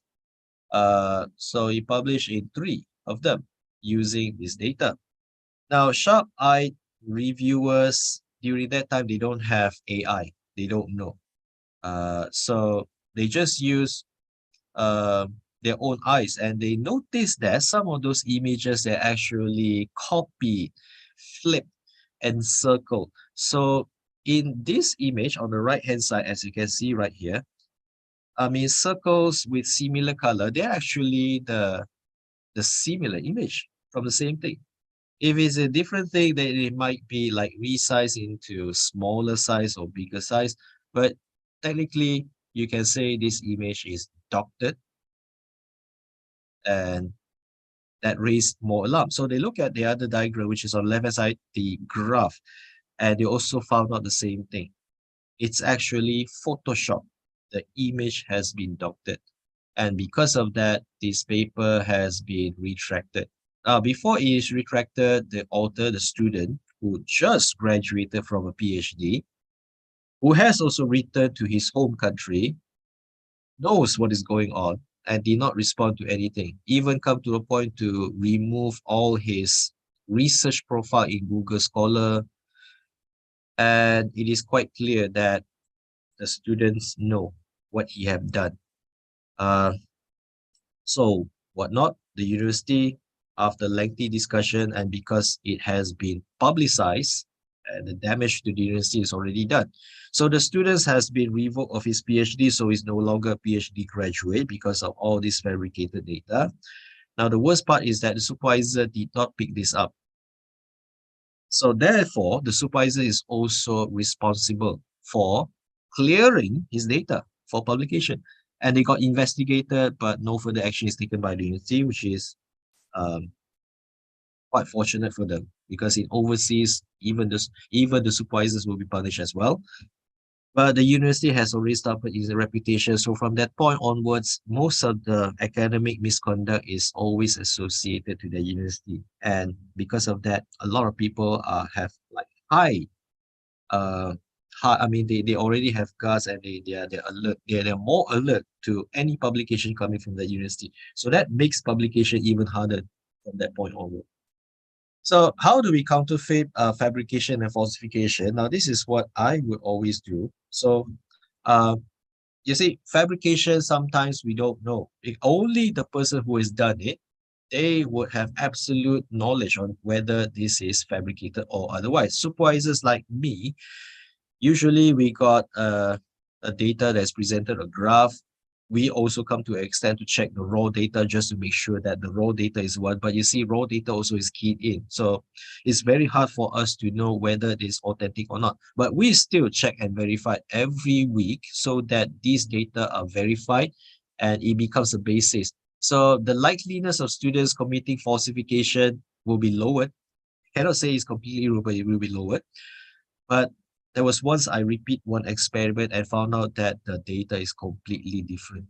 So it's kind of hard. I mean, students, if you haven't done it, don't even start, because you see, the supervisors is there to help you. And if you are doing this to the supervisor, not only it won't help you, but it will going to destroy your reputation. Because like I said, if people have done it the first time, you lose the trust, then you can kiss goodbye to your career. So don't do it, yeah. Okay, students should, now this is my recommendation. I know you want to publish on time so that you can graduate. And this is what I always recommend to students. You publish as early as possible, and you have DRP, Defense Research Proposal. Once you've done that, you have chapter 2. Use that as your first publication, and you automatically will lighten your burden to publish automatically.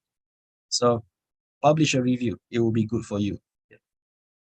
Okay, the third of the misconduct is golf and give authorship. So this one, before I continue, I would like to introduce to you the position in the authorship.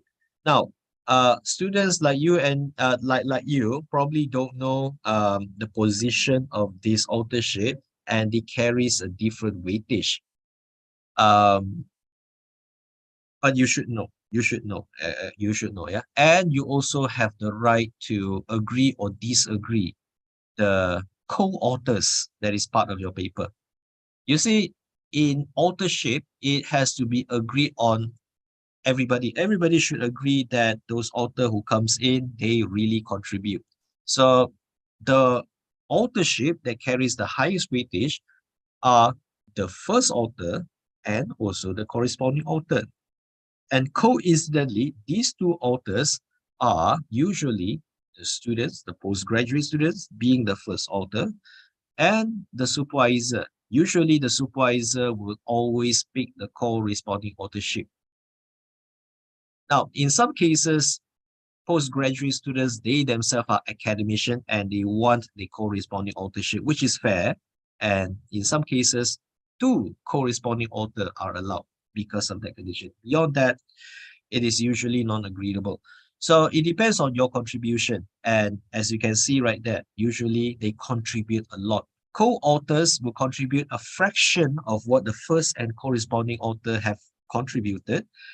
And they, even though they contribute a small part, but they also need to know and approve what has been written by other co-authors. So they need to know the content of the entire paper. Otherwise, they are not qualified to become a co-author, which means that proofreaders, they are not co-authors. Yeah, student proofreaders are not. They will have to contribute intellectually. They have to give comments. They have to involve in the generation of the conclusion or the discussion. They will be involved directly in part of the discussion or interpretation of the data. Otherwise, they don't deserve to be a co-author. Now, I know that the practice is that many people are doing it, even though your friends are not involved, you just include them, they include you. So automatically you got two papers, kan? So there you go. We are here today to discuss the misconduct. Now, this is where I want to talk about give authorship. What I described just now, in Indonesia, we have a name for it. We call it bonceng gratis or free ride. Direct translation to English is free riding. Because why? You got a free ride, you got a name in your paper, and then you can claim for your credit without even contribute anything. I mean, that is a common thing that has been had because willing party. I mean, if the corresponding author willing to do this, and nobody complains, then people might get away. So I'm not in the position to say whether this is right or wrong, but I would say if you're in the position and you're seeing this happening and you're not comfortable with it, always talk to your supervisor as the corresponding author. Question them why this person who did not contribute happens to have their name in the paper. You have the right to do it. And if it is not resolved, you can always come to me or the head of department to resolve it. Because, I mean, give authorship is something that we should be aware, and you should not allow this from happening, actually. Yeah, because you are the one who doing all the hard work. Why should other people become taking all the credits for what you have done? Right. But as you can see, postgraduate students also have a certain number of publication that they need to meet before they graduate. But here's the thing, before you're doing it, listen carefully. The Office of Graduate Studies will going to check whether the content of that article is indeed in line with the scope of your research. So if they found out that the paper has nothing to do with your PhD or your master research, it will be rejected. Listen carefully. This has happened before. Do not pick anybody's paper and claim as your publication. Make sure it is related to your work. Otherwise, it will be counted. Yeah. Yeah. This is one way we counted give authorship. So what about ghost authorship? Now, ghost authorship is another story in which I believe this service is going on where students who don't want to write the paper can pay somebody else to write their paper, publish it. They even offer you the position as well, whether you want it as the first, the last, or even corresponding author. And based on this position, different rates of payment. So this kind of illegal activities, we call it ghost authorship, even though everybody is happy. Some people get money, some people get paper, everybody's happy, but it's still a wrong thing to do. Because ethically, you don't know what is going on in that paper. That paper can be a made up data that you have no knowledge about. And then the worst part is once this paper is published, it got retracted, you got a bad name, you see. Um, so definitely not a good idea, yeah. And this image that I'm sharing with you is not really doctor. I literally picked this image, this advertisement in Facebook.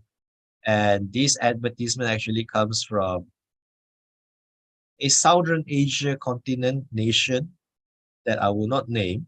And they even put down the phone number, which I will not going to share with you.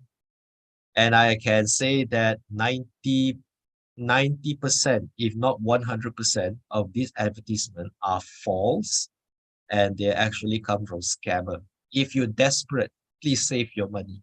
Most likely, if you engage with them, you lose your money because they know you're conducting illegal activities and you cannot go to authorities to report them. So please don't save your money.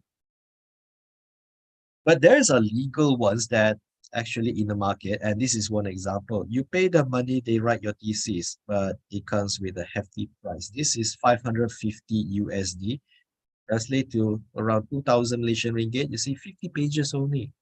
Master and PhD students, we need to write more than that. So forget it. So what is the solution? We don't police it because it's often difficult.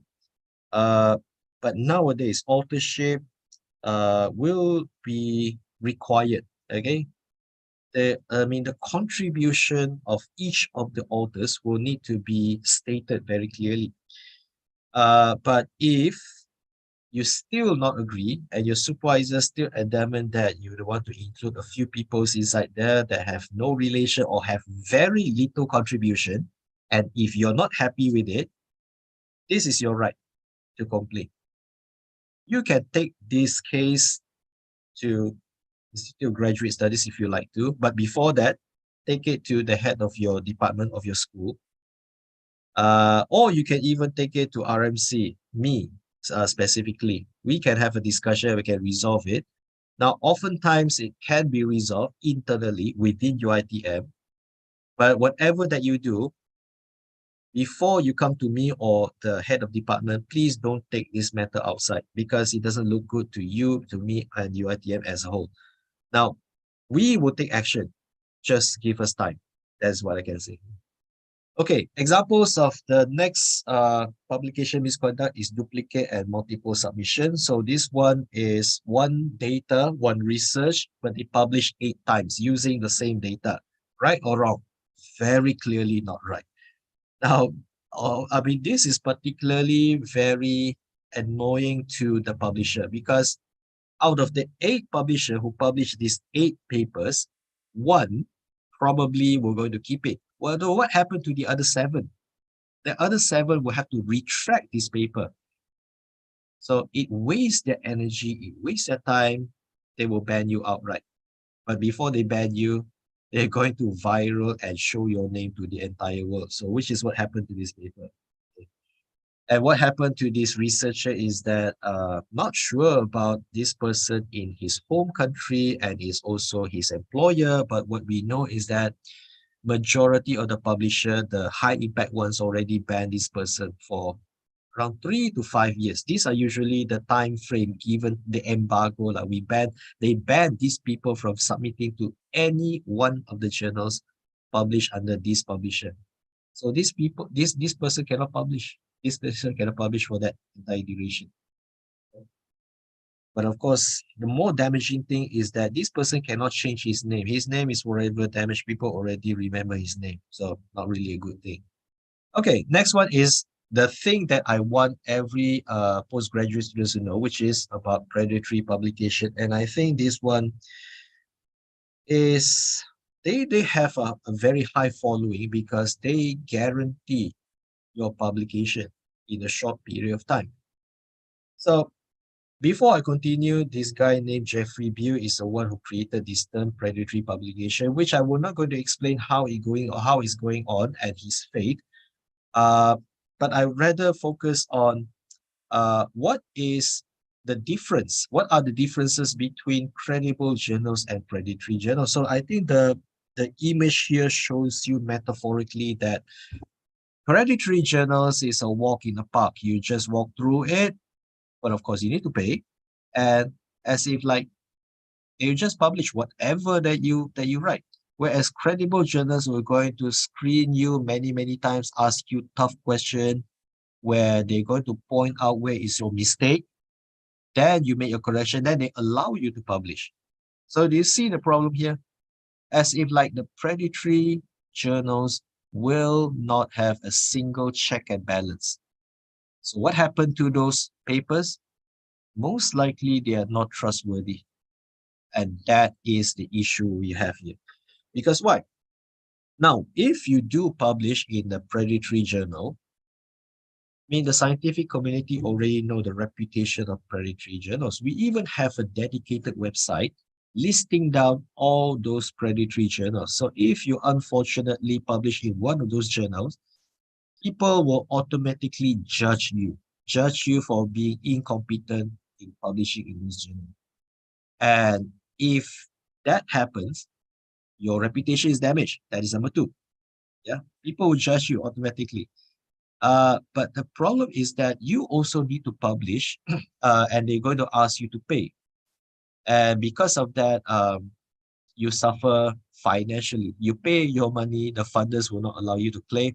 And as far as I am concerned, I'm the one who is into this, PYPA. So this is a financial assistance that is handled by my unit, myself. We won't allow anybody who publish in predatory journals to use this money. Not at all. We will check. And the funders will going to question you, and they're probably going to penalize you, yeah, and ask you to pay back. But the worst part is that the damage to the trust from the public. Because why? Some of these sites, which is not trustworthy, were used by fake scientists or pseudoscience people to make claims which is baseless and wrong. And that has caused a lot of issue, especially during the recent times in pandemic. People have used a lot of things, including those from reputable journals, but fake science as well. Yeah. So that is what sometimes predatory journal can do to the science. It damage the trust and also the reputation from the public. Okay, now the common size of predatory journals. So students, if you don't know whether or not that journal is predatory or not, this is how we recognize them. So there is a list where you can follow. The first one, they always guarantee to publish your paper with very minimal or no peer review process. You submit your paper, straight away they publish. So that is a very telltale sign. Number two, you always need to pay an article publication charge. But sometimes you will notice these article publication charge, they are not so expensive. They are very affordable. Sometimes just 1,500, but they usually hovers around 2,000 Malaysian ringgit, or in USD, maybe around 250 to 300. So those are the price that they purposely make it affordable so that you pay and then you regret it later. This is what they usually do. And also most of the scammers will do. They don't let you time to think. Yeah? They want you to react and then you regret it later. The next one, accept all articles despite not within the journal scope of publication. So some journals, they already have a scope, but they publish everything, which is doesn't look right. But I mean, this also is the sign. Poor English quality, and even if you look at the website, they have like wrong spelling.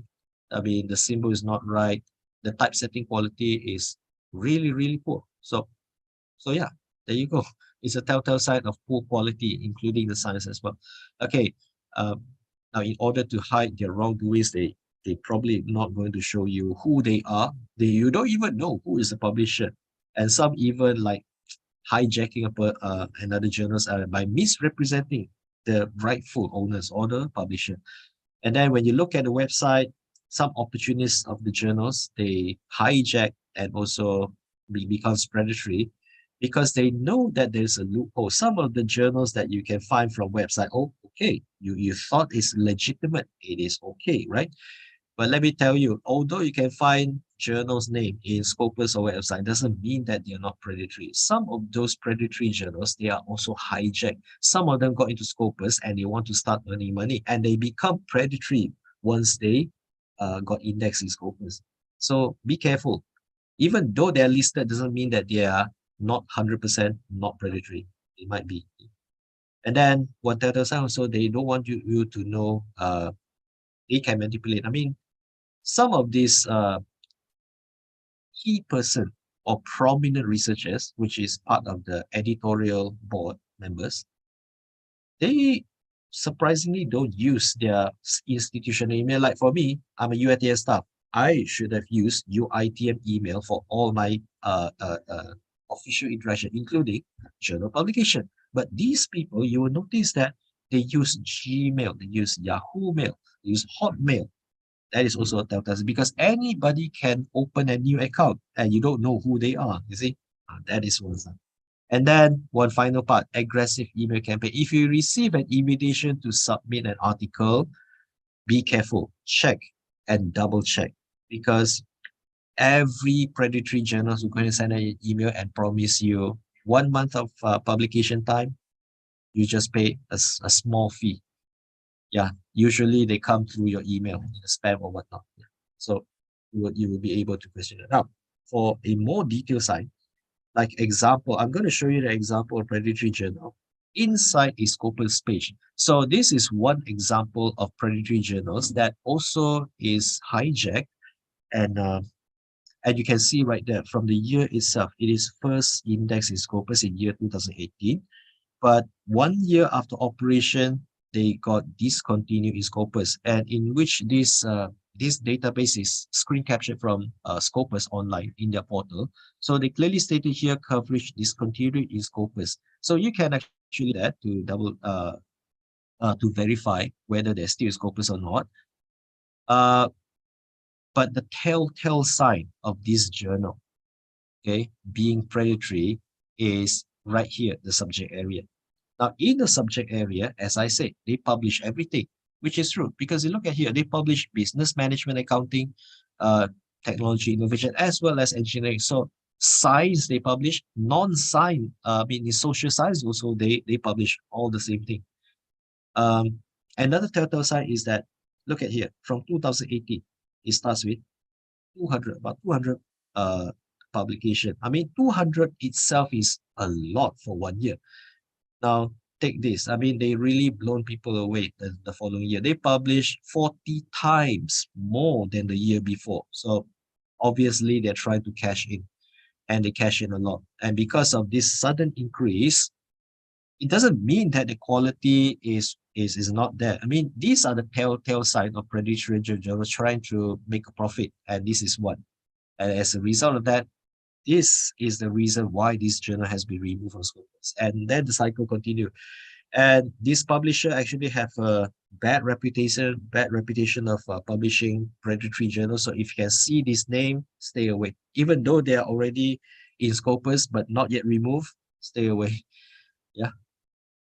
Okay, so the dilemma is that predatory journals, they are not going away because, I mean, the publisher who operate these predatory journals, they want to make a living, they want to earn money, and we cannot solve that. But the reputation and also the integrity of science, sometimes they don't look at it that much. So we, as the scientific community, need to do something and stay away. Well, at least you should know the telltale sign. Study them, okay? Don't play innocence. Before you submit any manuscript, your hard-earned work, you should check the background before you submit your manuscript. Yeah, so stay away from predatory journals. Now, this is another case of hijacked journals that I would like to clarify as well. Now, hijacked journals is a scammer trying to misrepresent a legitimate journal and collect fees. I mean, collect fees on their behalf. Of course, this is illegal without the permission from the original owner. So they don't actually care whether your manuscript is legit or not. They just publish using a fake website. And this is one example. So for those who don't know this journal, this is actually named Hong Kong Journal of Social Science. Now the name is actually legitimate. The ISSN also is correct. Now the only problem is that this journal, if you can look carefully right here, this person is a real person. But I doubt that this person is operating this email. And you look at it, that's from the Gmail. Telltale sign number one. Number two is that um, it literally published a lot of articles from this website. And when I received this email, invitation to submit manuscript, I am suspicious and I want to check. True enough, it is not the real one. The real one is on the right-hand side, which has been discontinued. For some reason, I also don't know. But one reason why this has been hijacked is that this journal is publishing all this time in Chinese language, in Mandarin. And they don't even have an English translation for this website. So that opens an opportunity for scammers to hijack their journal. And even until today, this journal is still operating, as Scopus is still indexing paper from this fake website. So students, listen carefully. Do not submit to this one. You pay your money, that's it. Your paper will not be indexed and you just throw away your hard-earned data. So be smart lah, always check. Okay, so that is why I say a hijacked journal is even worse than a predatory. At least a predatory journal, once it is published, and if you're lucky enough that it got indexed, it will not be removed. But hijacked journal is outright a fake website. And in early 2020, Elsevier has discovered they mistakenly indexed hijacked content, and they just simply remove whatever they have indexed in Scopus, and without a trace. This has happened before. So publishing hijacked journal is even worse than predatory. So extra tips for you: double check, always check with social media, especially those from these research portals. Schema Go, you can check it. ResearchGate. But beyond that, if you still have trouble and you're still unsure, you can always contact me. We can always study this together. By the way, the library also have a unit that can help you on tracking down whether a journal is predatory or a fake one. Yeah, you can always talk to the librarian to double check, or myself.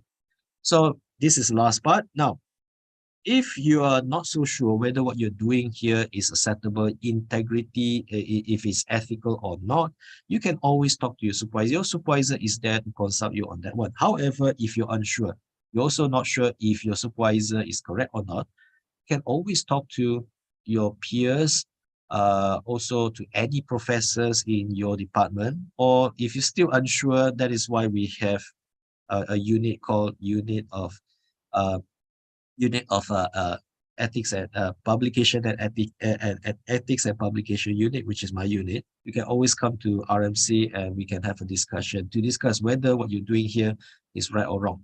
Now, if you know that is wrong, then stop. Always come back. But if you're not sure, we can always discuss. So always ask. Always ask. Yeah. Because one thing that we do today may not be ethical in the future. So you can always discuss and have a academic discussion with supervisor or myself. But if you see somebody else is doing it knowingly, ask them to stop. We know we want to help each other. You can just alert them that what they're doing is wrong. If you're still not going to stop, then I think it's good that you side with the university, report to the supervisors so that they sort it out. Please, if you know what is going on, please make them stop. Yeah, let's help ourselves, help the students to become ethical, and in that way, it will also help yourself in, because why? If the people are being caught committing unethical practices, the university may get a bad name. We all get a bad name. See, so that is why we need to help each other in this case.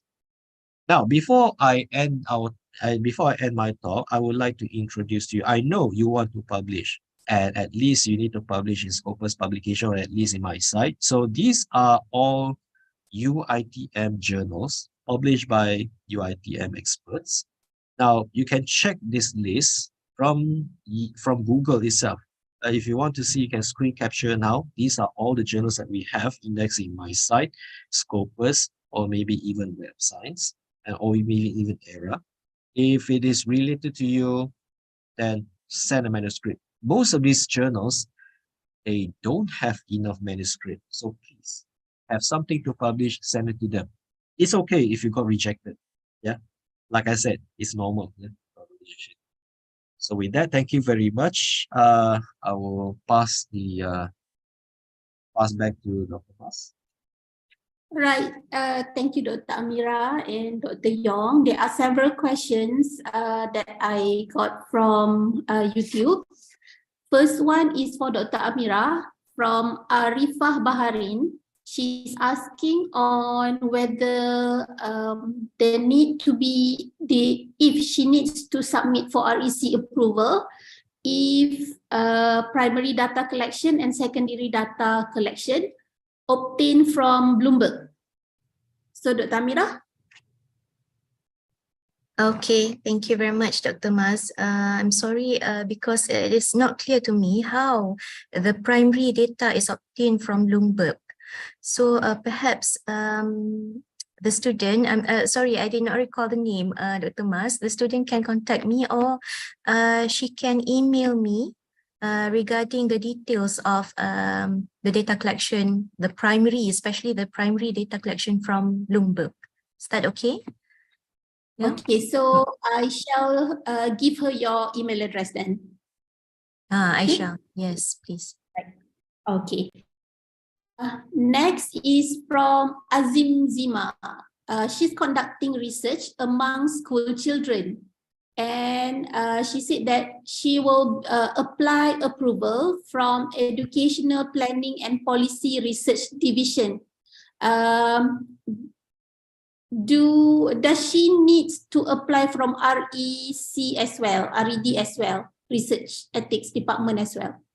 Okay, that's a good question. The approval that you will be applying from the institution is not an research ethics approval, I presume. So because you are a UITM student registered under UITM, yes, you must apply for research ethics approval from REC, UITM REC. So it's a different thing, I think. The approval obtained from the company ataupun institution tadi, it's not a research ethics approval. Okay. Even though it is a research ethics approval, for example, kalau macam, for example, patients that is recruited from certain hospitals, we are required to apply for a separate ethics approval from the hospital. But even though you are applying for that particular hospital, you still have to apply for a research ethics approval from REC UITM. Okay. Okay, hold on. There are some more questions. Nur Suhaila Ibrahim. She's asking on how long do we have to wait for approval from Research Ethics Department before we can start the data collection? How long is subjective? It depends on the category of your research, whether it falls under minimal risk or more than minimal risk. And besides that, it also depends on how fast the students or the reviewer or even the research committee at your PTG level could take the action. I mean, for example, the research committee, the first step would be when you have submitted through the RD system, the research committee should verify your application. So if they have verified your application within a week, then only then our secretariat, the REC secretariat, can do the next steps or process your applications. So it would take the reviewer 14 days, 14 working days usually to review your applications. It depends on the reviewer because sometimes the reviewer could review the applications very fast, but other times some of our reviewers, especially because the reviewers are the lecturers as well, so they require more time lah. So all in all, it would take probably 4 to 5 weeks for minimal risk. It could be lesser. Like I said, depends on the applicant as well, whether you can submit your corrections on time and so on. Okay, but for more than minimal risk application, it usually requires around 6 to 8 weeks for your applications to be approved, because you need to present your research proposal to the REC committee, which is the REC committee meeting, which is held every month. Okay, now I hope that is clear. Okay, so last questions. Aimin asking, do the research that is using textual analysis need to have RED? Need to apply for ethics approval? Textual analysis, usually, if it does not involve any sensitive contents, then you could apply for exemption. But if it does involve sensitive contents or any interpretation that could, harm the reputation of certain companies or individuals, then you may need to apply for ethics approval, full ethics approval. Okay. Okay. So I think that's all, and that is all time that we have from Module 5 speakers. So thank you so much, Dr. Yong and Dr. Amira, for your time. And students, I'm showing you the QR code for attendance Module 5. So you can scan the QR code now and fill in the form, fill in the feedback form before we can proceed to the next module, which is Module 7. It's an online database. Okay, so thank you again, Dr. Yong, Dr. Amira, for the time you had today. All right, so give a big applause to both of speakers. Thank you so much. Thank you, Dr. Mas. Thank you, all students. All the best. Okay, bye-bye. Thank you, Dr. Mas. So can I leave the room now? Yes, doctor. Thank you so much. All right, thank you.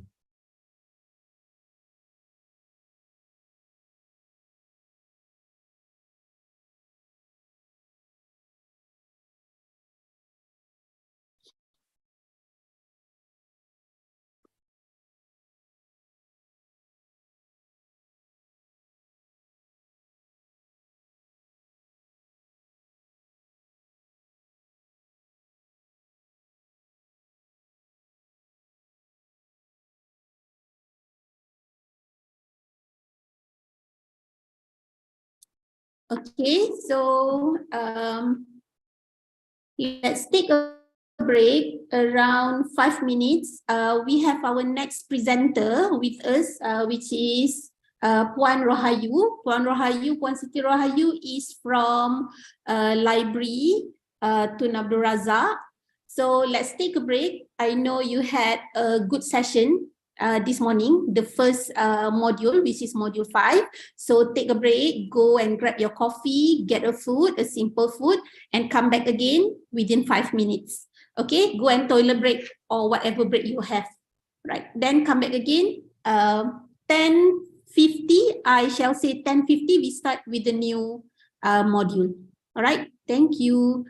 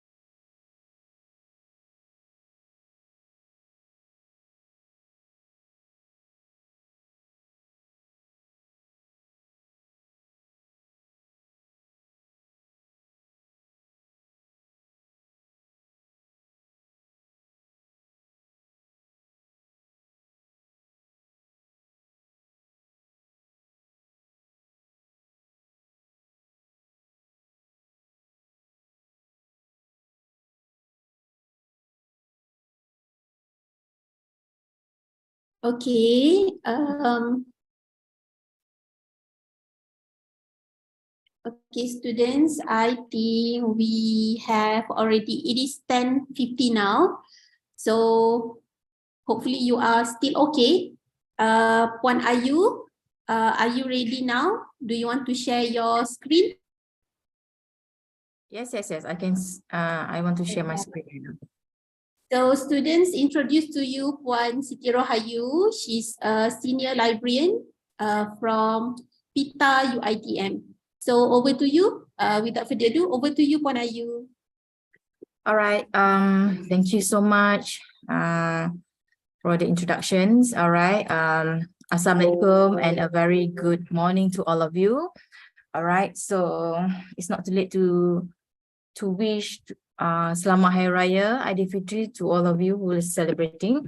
All right. So my name is Puan Siti Rahayu binti Muhammad Yusof. You can call me Puan Ayu.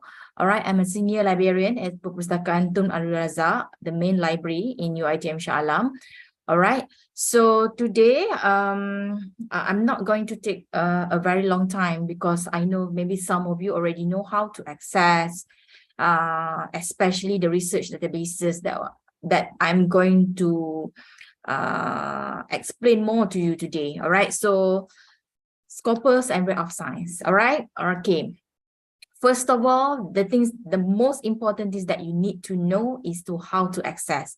All right, so believe me, if you are new students, if you are old students also, all right, we still receive questions like where to access. All right, so maybe we have like more than 150,000 students from all over UITM. All right, still will receive questions about access and where is it possible for us, for example, if you are international student, can we access from our country and everything. All right, so this is the most important part that I want to share with all of you.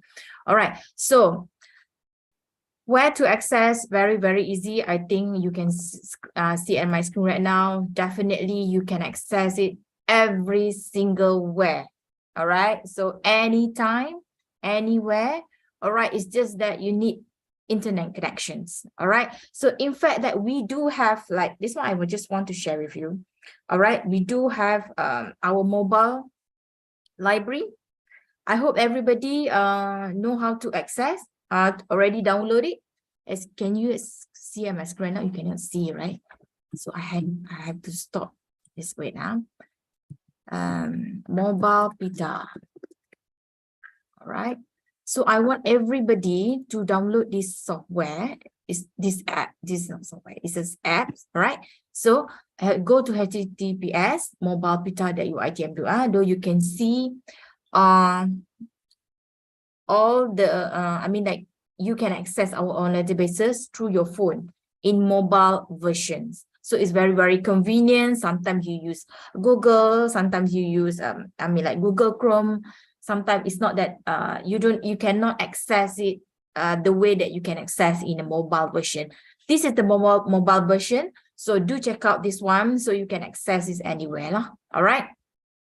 And it is very convenient compared to if you search by using Google Google Chrome or using your Safari in your phone. All right. So do check out these new apps by PITA. All right, download it.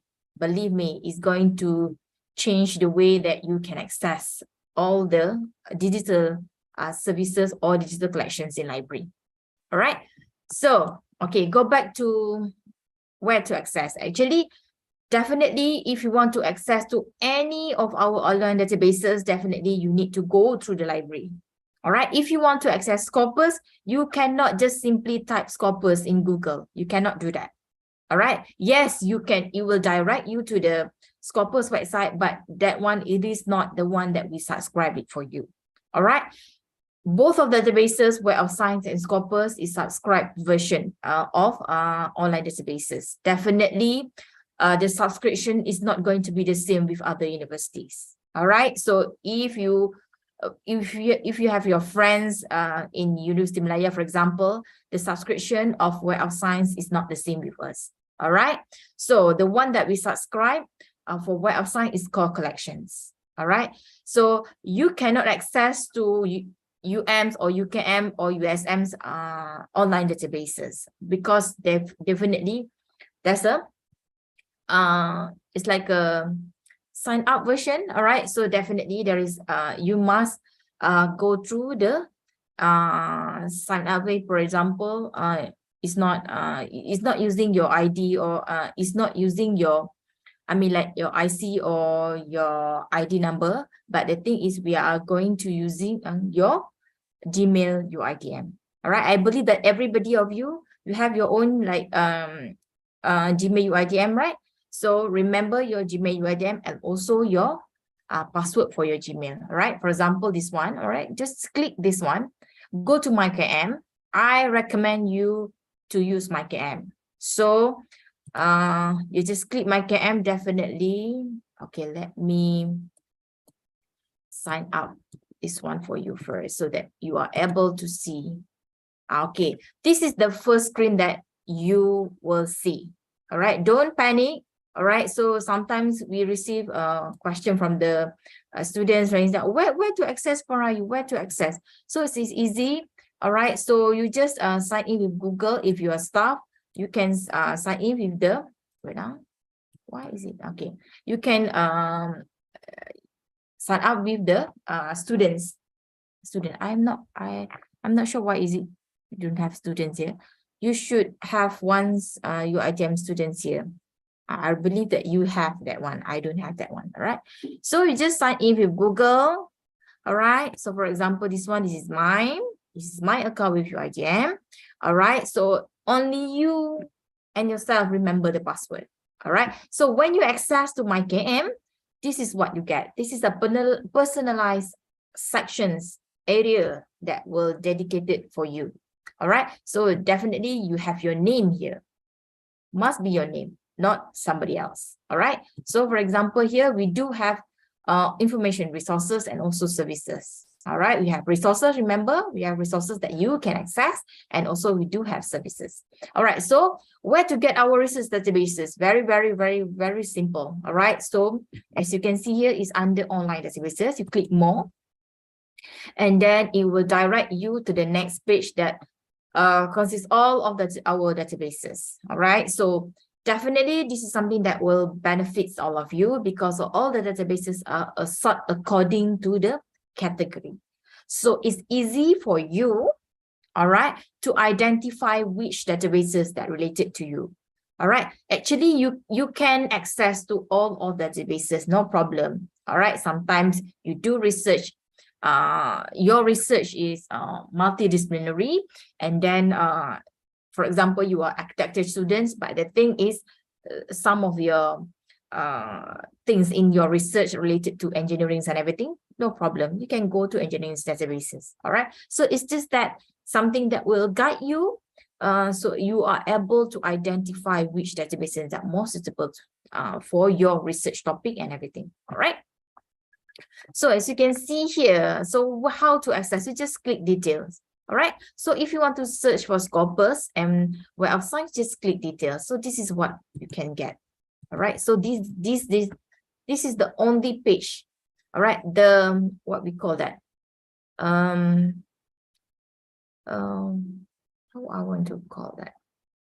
The main page lah. All right. So I cannot recall the words, but this is the main page lah. The official, yes, the official page for Web of Science, and also we do have Scopus. All right.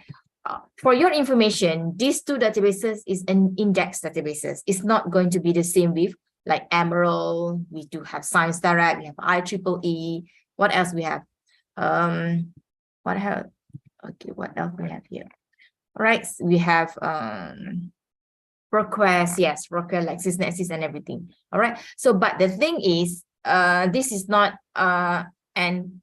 this is not a full text database. It cannot give you a direct full text. All right. So because it is index databases. All right. Let me go back to Scopus. Where is my? Okay. All right. So for Web of Science and Scopus, as I mentioned earlier, it is index databases. It will direct, if you want to search any article, if you want the full article, it will direct you to the primary page, that the location of that particular document. All right. Why is it this database is very, very important? Because it's related to all the research and most of these articles that get indexed in Scopus and Web of Science is getting peer reviewed. All I can say is scholarly and peer reviewed. So that's why all the master and PhD student, we are encourage you to use these two databases. All right. So when we talk about these two databases, it's quite similar, but there's a difference, a small difference between these two databases. As you can see, definitely it is two different publisher. All right. So one is by Claret, one is by Elsevier. All right. It's like a two different brands. All right. But it's serving the same purposes. All right. Web of Science is more to sciences. All right. So maybe for whoever doing any research related to history, related to religions, maybe you cannot find so much articles in this Web of Science. All right. So maybe you can try in Scopus. All right. Scopus is more to general subject. All right. So it consists maybe more subjects than Web of Science. All right. But it depends. It depends on your research. I cannot say that. Usually students ask me, which one is better, Puan Rayu? No, that is it's not about which one is better, which one is related to your research topic. That's why I encourage you to use both in way to get more articles, especially to for your research gap and then for your chapter 2, especially. All right. So, and also you need to step up your games. Maybe before this, you do not know about Web of Science or Scopus. You frequently use Emerald, for example. All right, for master and PhD students, when you do your research, definitely you need to step up your game, and also definitely you need to refer to Web of Science and Scopus. All right, so because it is I mean, like what we call that, it's not approved, but I'm using the word approved right now. All right, so it approved by KPTs, our Ministry of Higher Education. All right, so okay, for Web of Science. All right, so as you can see on my screen right now, all right, so you can see the two main area here, two main sections I can say. All right, from documents and researcher. All right, so from time to time, they are going to simplify the way that we can access it, I mean, like as simple as possible. All right, so before this is too complicated, right? Some of the databases is too complicated. Sometimes you don't know, because of that complicated section, is you don't know which one to click, where to access, where to put your keywords and everything. So sometimes that kind of things will, I mean, like give you a problem, right? So as you can see, at Web of Science, there are two main sections only. Documents is for you to search for your articles, and also for the researcher. All right, so why is it researcher? All right, so for master and PhD students, definitely researcher, to get to know your author, to get to know your like prominent author, that popular author, that related to your topic is very, very important. All right, maybe previously you just ignore about whoever write the article, but the thing is, believe me, for you to doing a better research, definitely you need to follow whoever that related to your topics, so that you know you have the expertise of that particular area. So maybe you can share the information, and then you get the information from that particular author, for example. All right, so From document, all right, from document is a very straightforward sections that you can use this one. Don't be afraid of with this kind of field we do have here. All right, we have topic, titles. All right, so Web of Science already explained what is title, what is author, what is topics. All right, and then what is publication title. Publication title is related to the usually the name of that particular journal, the name of that particular proceeding, for example. All right, we have year published. Of course, sometimes you need to narrow down your scope according to the year of publications. All right, so you want the article is within these 5 years, for example, so you can narrow down according to years. All right, so sometimes you have your specific years that you want to. All right, so you can use this one. All right, so the affiliation is referring to the organization, as mentioned here, as I mentioned here.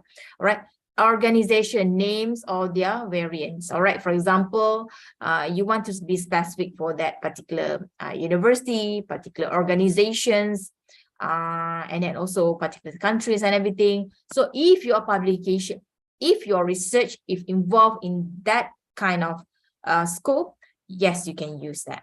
All right, maybe you want your scope within Malaysia, for example. All right, so if you want your publication is within Asian countries, for example, so you can use this kind of fields to narrow down your searching. So you yourself identify and then you yourself set the field so before you can click button search. All right. So we do have also funding agency if that related to you. All right. And then we have publisher, publication dates and everything. All right. If not, you just leave it all. All right. For it's just that you want to search for the articles. Yes, you can. Just simply type lah. All right. So for example here, I'm typing human resource. All right. So I'm using this inverted comma. I'm using inverted comma to narrow down my searching so that Web of Science will search only human resource, for example. All right.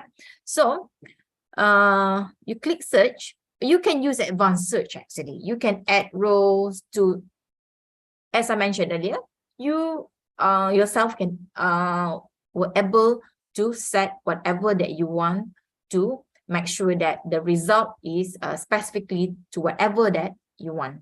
All right, so you can add more row, you can add that range, for example. This one, for example, I don't want this one. I want publication dates. All right, I say I want the publication date last 5 years, for example.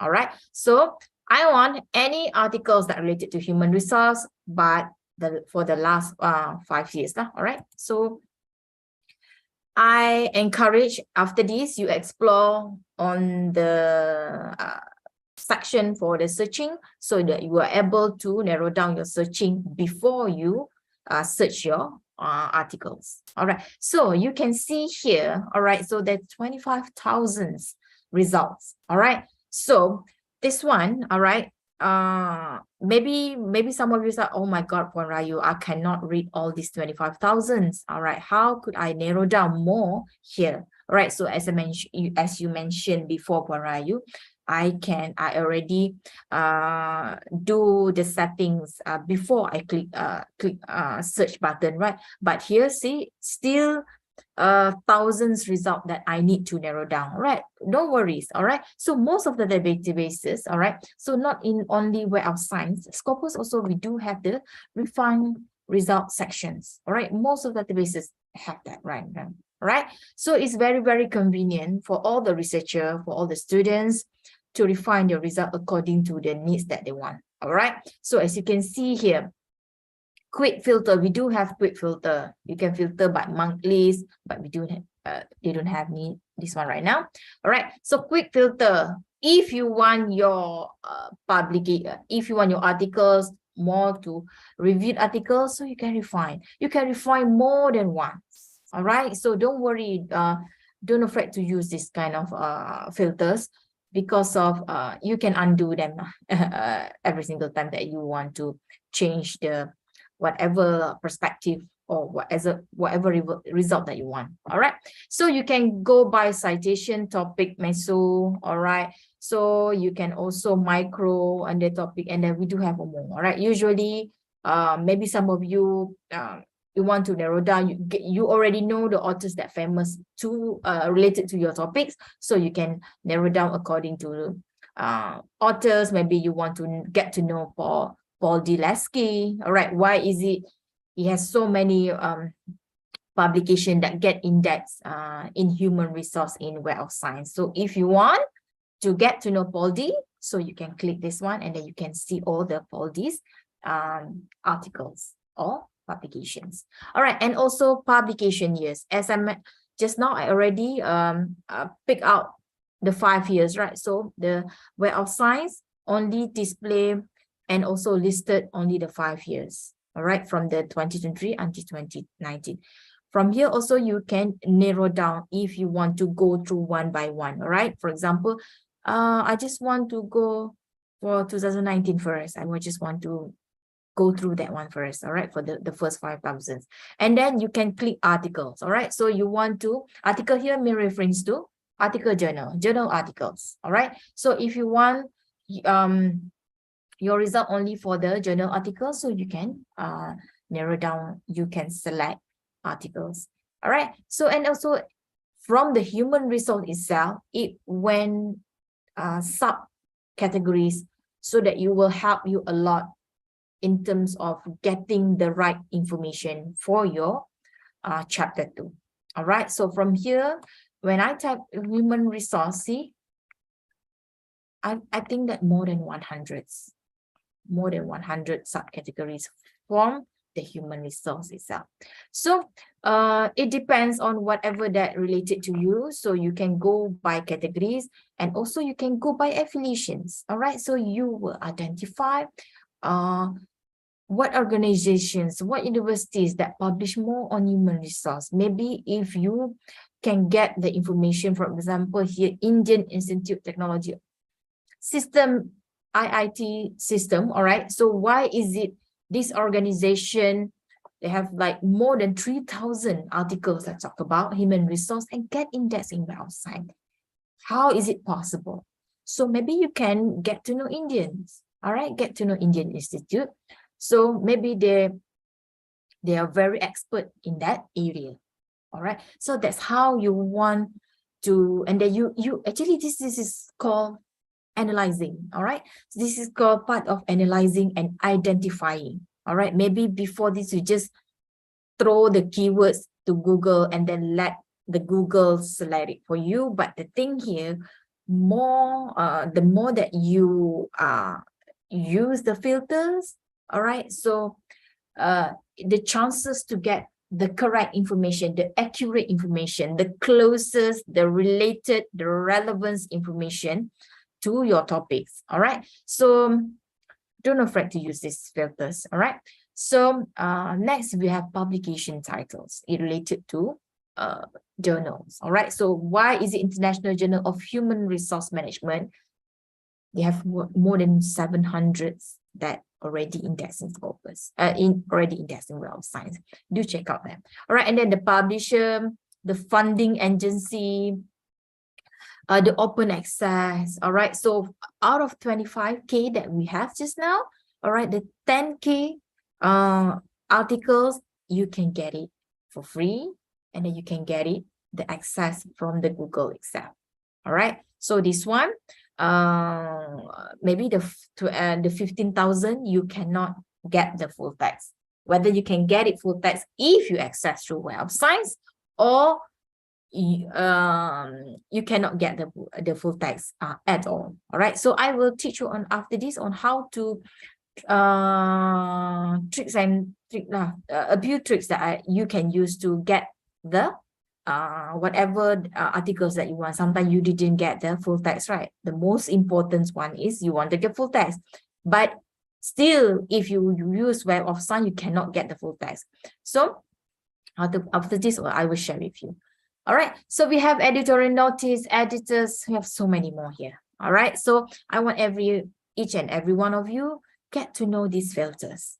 All right, so definitely it will change a changing game for you, because of if you do not know how to use, or you skip these filters, you are going to find a hard time to choose or to get the most relevant articles that related to your topics. That's why we do have definitely we do have students that came to us and then say that, Puan Rayu, I didn't get enough articles to support my research topic, and also it is not enough for my chapter 2 because of this. All right, it's just sometimes it is not you cannot blame all the resources. All right, for you ITM itself, in PITA, in library, we cannot give you every single thing in the world. All right, so sometimes we are going to guide you to get to that particular resources. All right, but the thing is, you may come across with the restrictions of getting the information. Sometimes definitely you need to try to get something that quite similar, all right, or good, that other resources that related. Okay, from here, all right, from here, so from here I click, which one I click? This one. I didn't click anything. I think I clicked and oh, I do click this one. Okay, I just verifying to 2019. All right, so I have 5,000 out of 25,000 just now. I now have 5,000. All right, so 5,000, for example, you can use the sort button here. All right, so as you can see here, when you click sort, it's so many more filters that you can use. All right, you can go by relevance, definitely is auto relevance, and then you can sort according to recently added. We have the highest citations. All right, this is usually I encourage my students to go for higher citations. Definitely you want to cite to a better article, right? The best articles, definitely we are go for highest. All right, so the higher citations, the better, no? All right, so as you can see here, let me just click one more article. Okay, all right, so if you can see here, this one is open access. All right, the one key in open, right? So this one you can get it, the full text from the Google, you can get it a full text. All right, so for example, I click this one. All right, okay, when you click that particular article, all right, so you are able to get to know more information, more details about that particular articles. All right, so it's very, very important informations here. All right, we do have the title, whoever involved in that particular article. All right, and then also the journal, which journal, published in which journal. This is the informations about that particular article. All right, so it's a review, document type is the review, index date, published date, the DOIs, the volume and issue, and also, all right, I think this is the most important ones. Of course, you need to read, right? Most of the articles that we have in Scopus and Web of Science or other databases definitely will provide you the extracts. All right, this is one of the way that you can identify immediately whether these articles is relevant to you or not. All right, so that's why it's very, very important to have an abstract. All right, before you get the full text, and then you get further readings from that full text. And then also we do have keywords. All right, keywords here is very, very important. Maybe it is not that very, very important. Maybe some of you say, is it important for you? All right, I do have my own keywords. All right, so but the thing is, all right, as I mentioned earlier, maybe some of you do have your own keywords. All right, and then sometimes you do discuss with your supervisor something, some of the keywords that related to your topics. All right, so maybe this keyword that we have here in Web of Science, all right, some things that will help you a lot in identifying maybe some of the keyword it is out of our you are not think of. All right, so this is one of the way that you were able to identify more keywords by using the keywords. All right, so usually this kind of keywords will help you to get more readings. All right, so get further readings on that particular topic. All right, so maybe your keyword is too general. All right, so and then because it is too general, it won't help you a lot in terms of getting the right or the most relevant information for your research. All right, so do check out these keywords. This is very, very important. It will help you explore and get more information for your research. Okay, author information. Okay, remember as I mentioned earlier. All right, so usually as you can see here, you cannot see any full text here, right? So you cannot see any full text because Web of Science is index databases. All right, so how to, if you cannot get the full text, if you are not provided any full text by Web of Sciences corpus. All right, so what I usually do is I will contact the corresponding author. All right, so I will contact Richard Jeffrey J. All right, and I will email it to, I'm not sure whether she or he, right? So I just email it to him, for example, and then I will introduce myself, and then I just make a good gesture about yourself. So they introduce yourself and then saying that you are doing the same or something that related to his research, and then can just asking him so that maybe you can share the full text with me, like that. So that this is one of the things that I usually did when I want that particular full text, if any platform didn't provide us with the full text lah. All right, so just email it to the corresponding author to get the full text. All right, so this is the research schedule. Maybe this one is not that very, very important to you. All right, and also we do have information about European Business Review. All right, remember. All right, so I'm not that sure whether you are aware about quartile, JCR quartile, Journal Citations Report. Quartile, we have Q1, Q2, Q3, and Q4. All right, so that indicator, all right, is used by the Web of Science so that you will rank all these journals. All right, so if you want European Business Review, whether it has quartile or not, so just click this one. All right, so as you can see here, all right,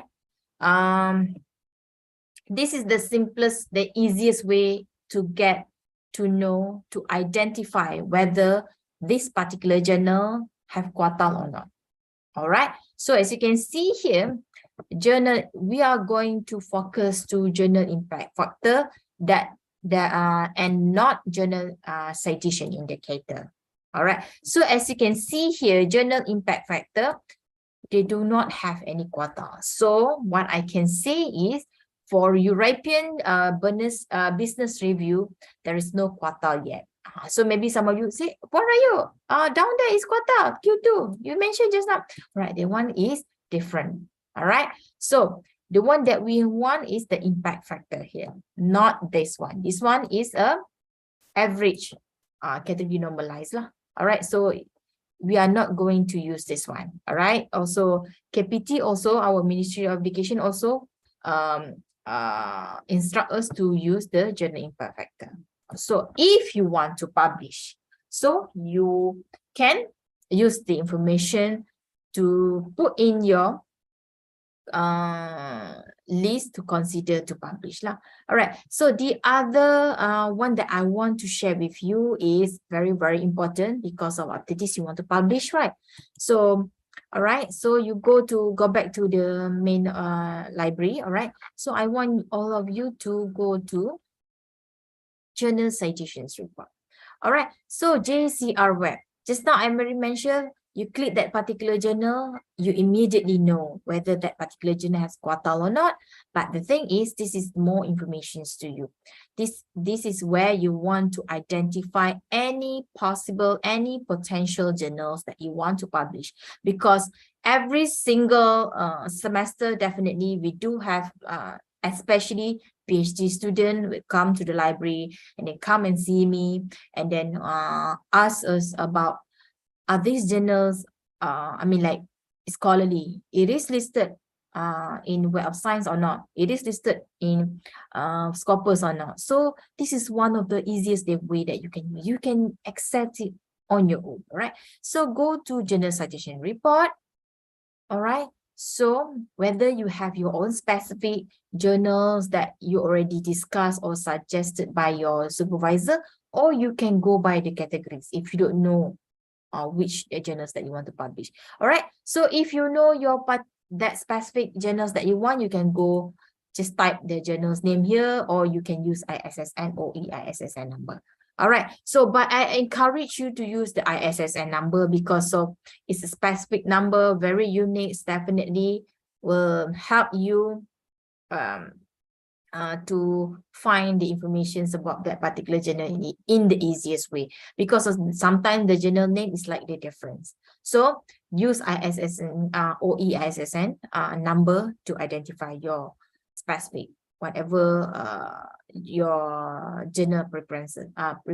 All right. If not, you can go by categories. All right. So usually I will consult the students to identify any potential journals that you want to publish by categories first. All right, so you can get all the list and then you can discuss it with your supervisor, and then you go through one by one which one is suitable for you, which one is that you think that it meet your standards of your manuscripts and everything, so you can try to submit to one of the journals. All right, so as you can see here,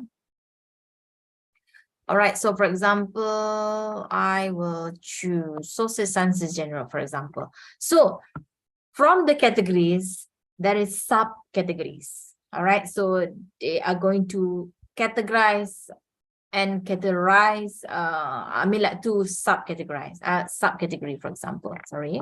All right, so for example, here I'm just on sociology, for example.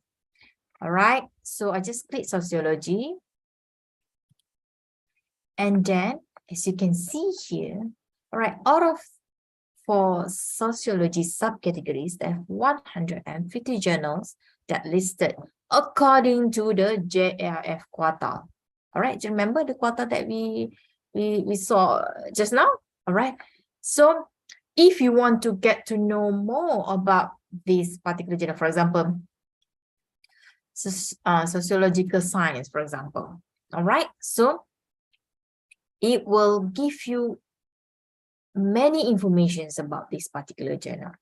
All right, so you can read the journal performances, you can identify how many publications that already published by these journals, how many citations, the citation indicator, total citation, the citation distribution, how many open access, impact factor. All right, so maybe some of you say that, oh, what is that? What are you?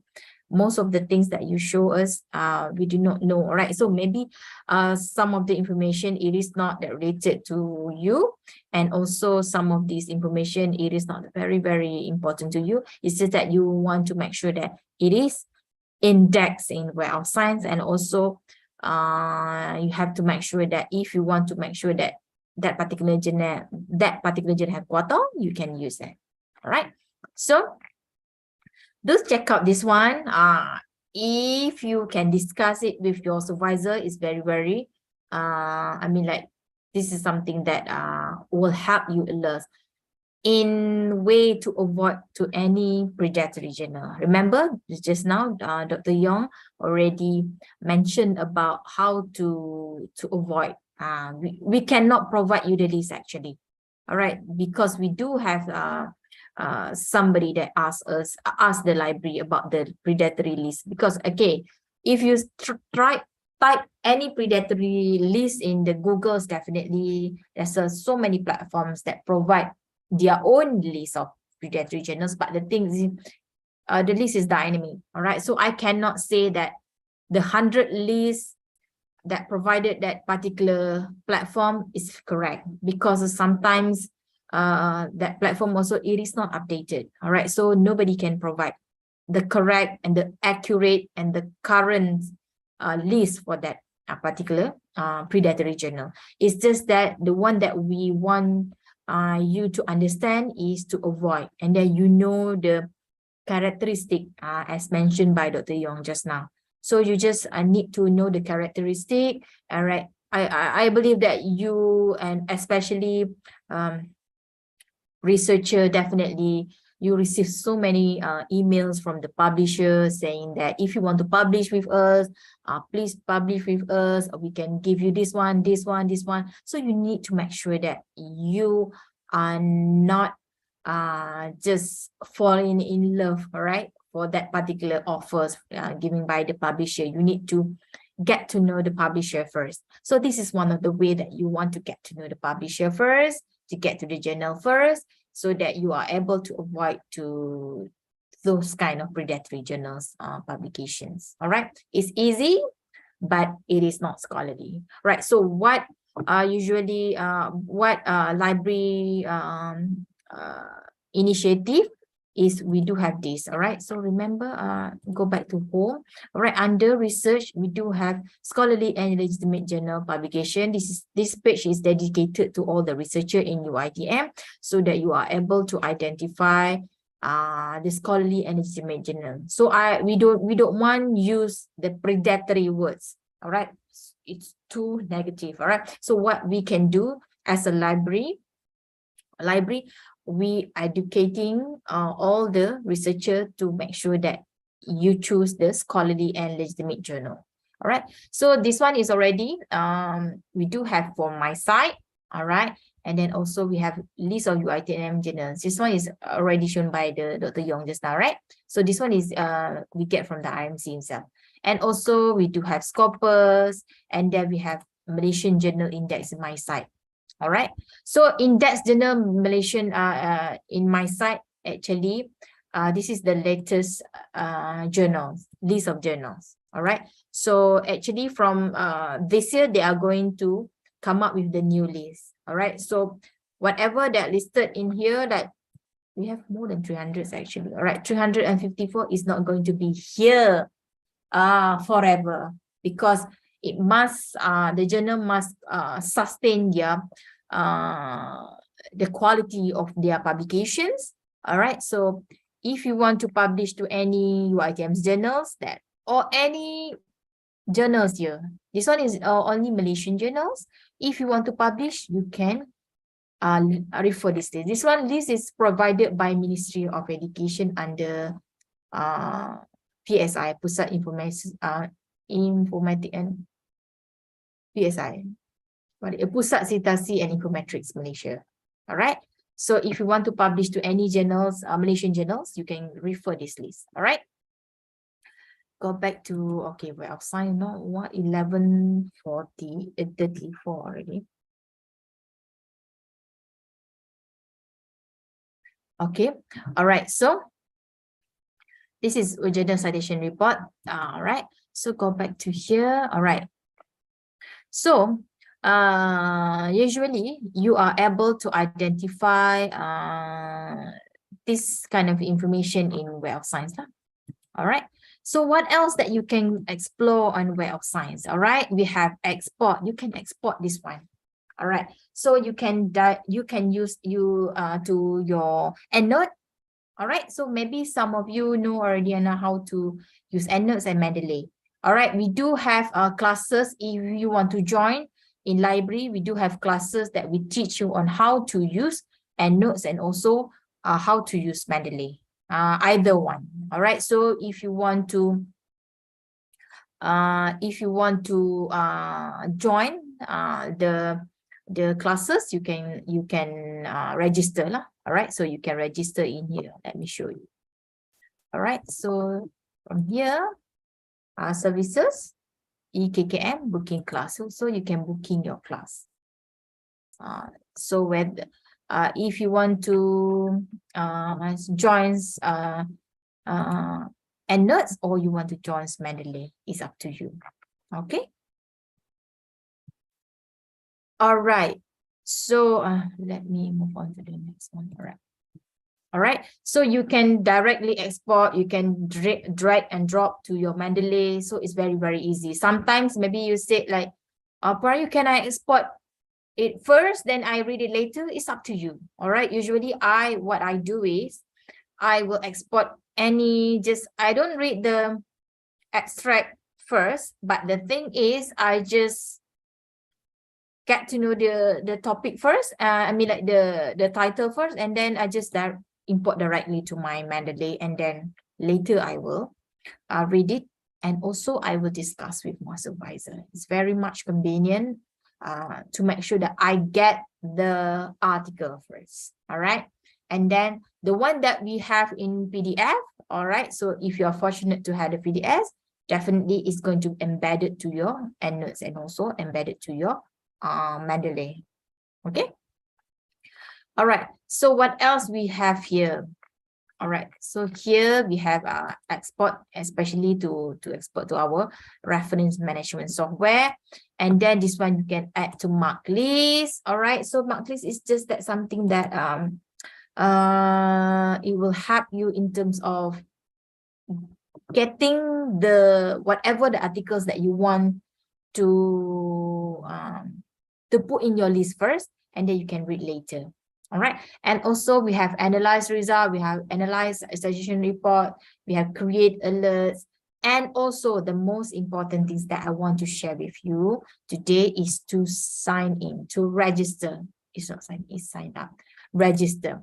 All right. So there's a benefits if you register because you are able to get the researcher ID, and also you are able to get the notification in terms of any related article to your field of interest. All right. So it's just it's just a very simple registrations. All right. It just required your email address, your password, first name, last name, and everything. And then just register. All right. So, for example, I just signed in here. All right. I don't have a account. Right. And then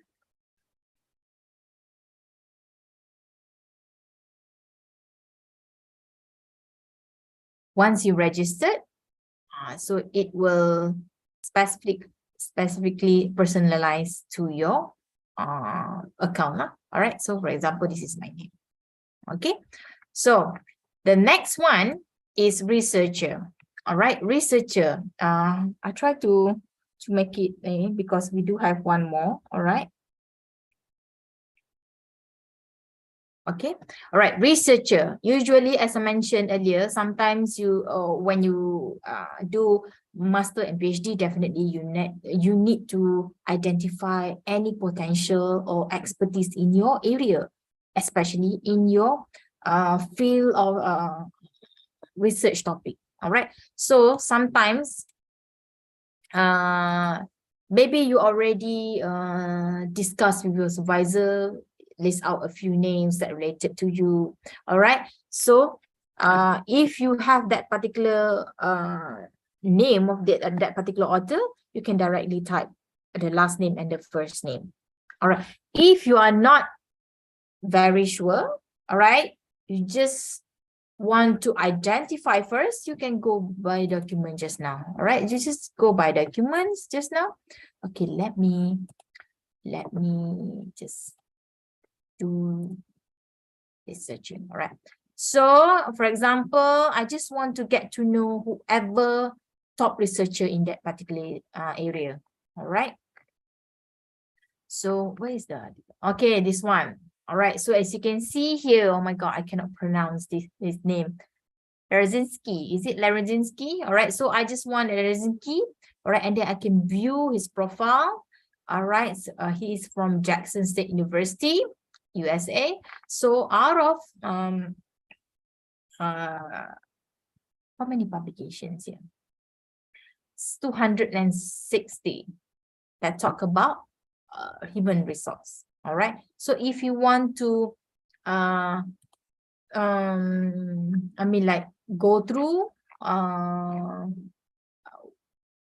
Lizinski 260 articles, you can click refine.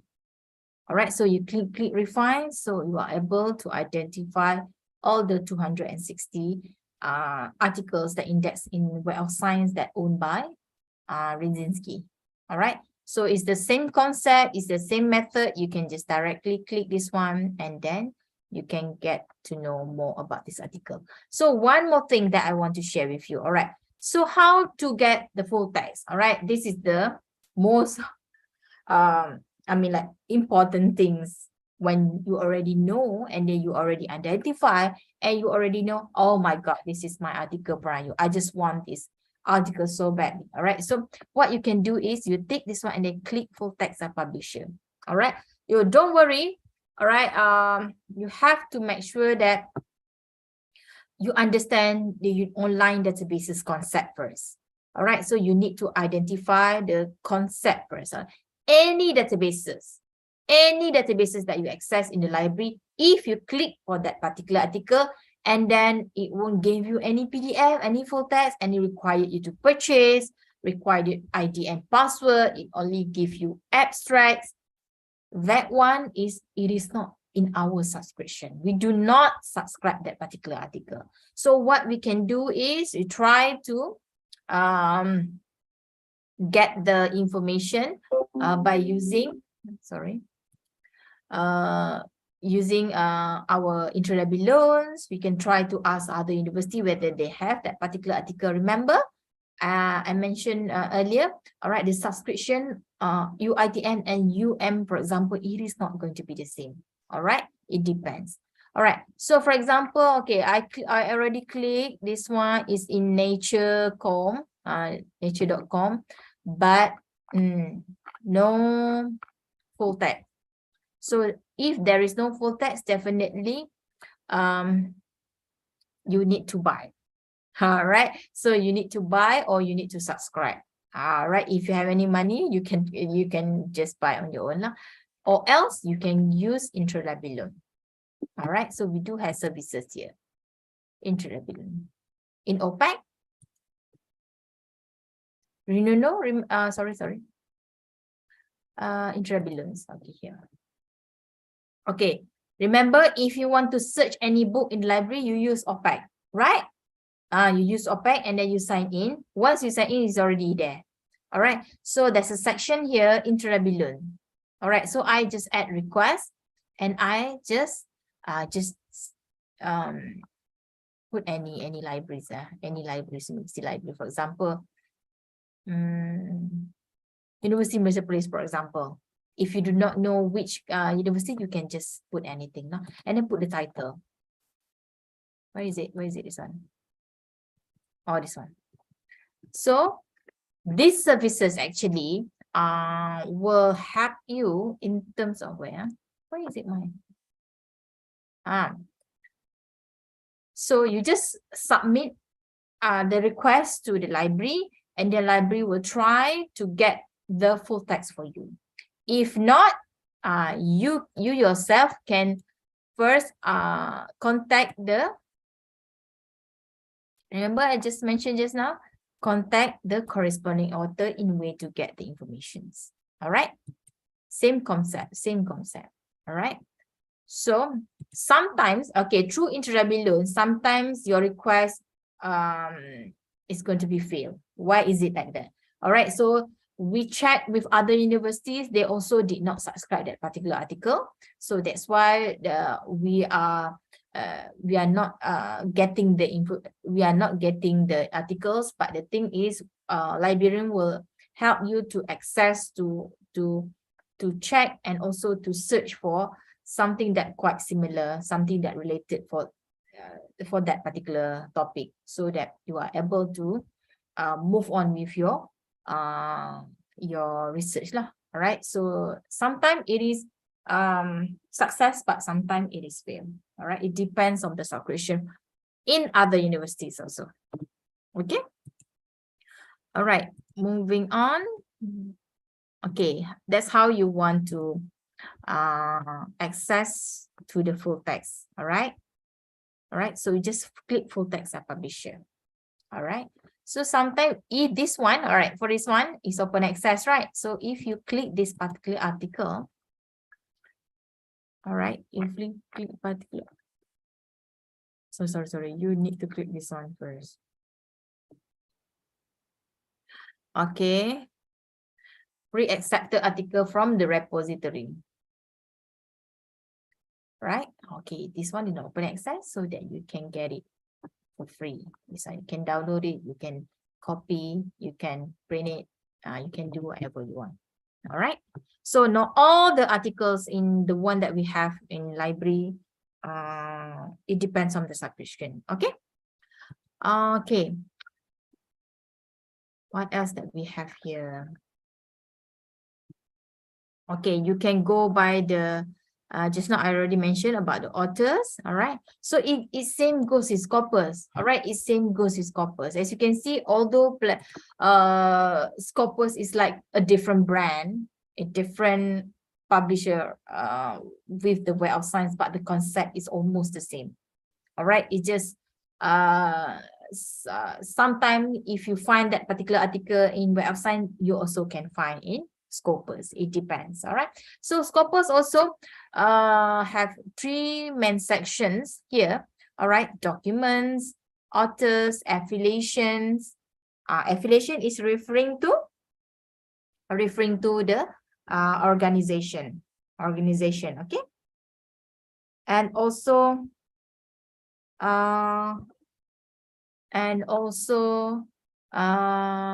we do have sources here in a way for you to identify any potential journals that you want to publish or any journals that are indexed in Scopus. All right, so same with documents here. All right, so you just need to find okay, in terms of keywords also, you can discuss with your supervisor first. All right, or you can do when you do your searching in any databases or anywhere, right, you have to make sure that you write down, list out the potential keywords so that you are able to use that particular keywords again for another platform. All right, so you can see here, I want to search for any human resource.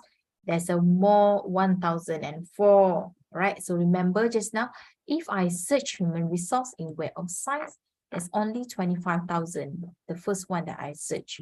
All right, but the thing is getting more articles in Web of Science as in Web Scopus because it is more to general subject.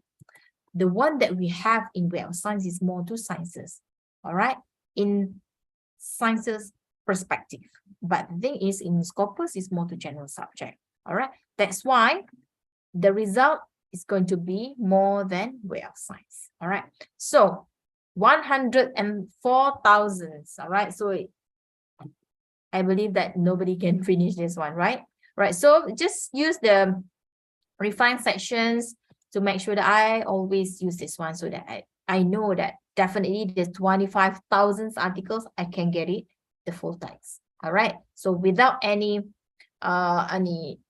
do anything, I just click, then I can get the full text.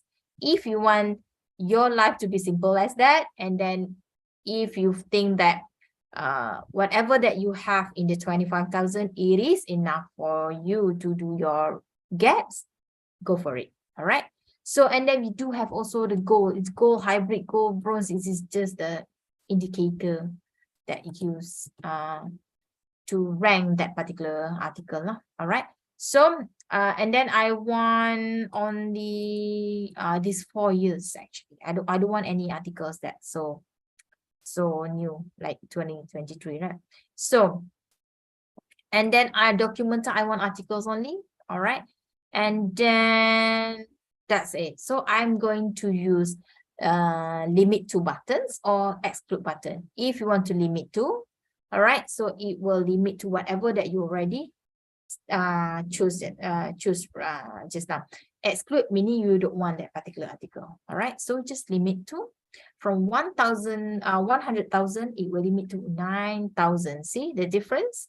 All right, see the difference? So this is something that will help you a lot, all right, to getting more information and then more articles. The most important thing is we want to more articles, all right? More articles and the quality one, the scholarly, and get reviewed by, get through the process of reviewing, so that it will, I mean, like, your research is going to be better and live up for more standards. Okay, if you want the full text, click view a publisher. All right, view a publisher, and then it will lead you, Scopus will lead you to, see, directly that I can get it, the full text. All right, because it's open access channel, I mentioned it. All right, I already mentioned it. All right, so if you want the information first, all right, if you want to direct to your Mendeley and then your EndNotes, no problem. You can do it here. Oh, why is it cannot?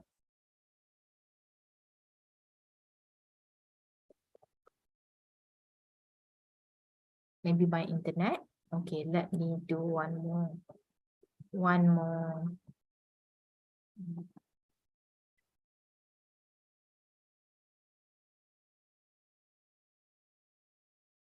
Okay, let me do one more example. Why is it the one is cannot? Okay, from time to time, if you have any problem, you can always come to the library.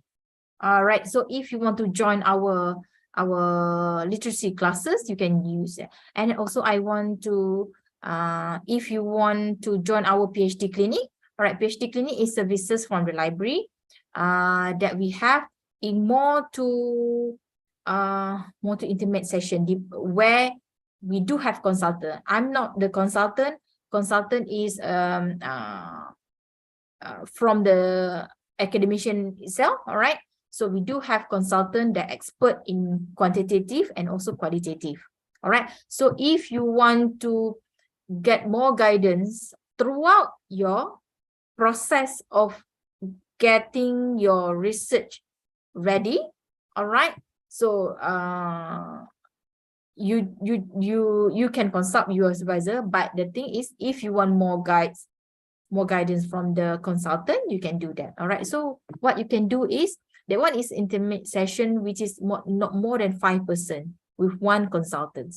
All right, it's not going to be the same with literacy classes. Literacy classes is more than 20, so maybe you don't have any opportunity to consult with this consultant, and also by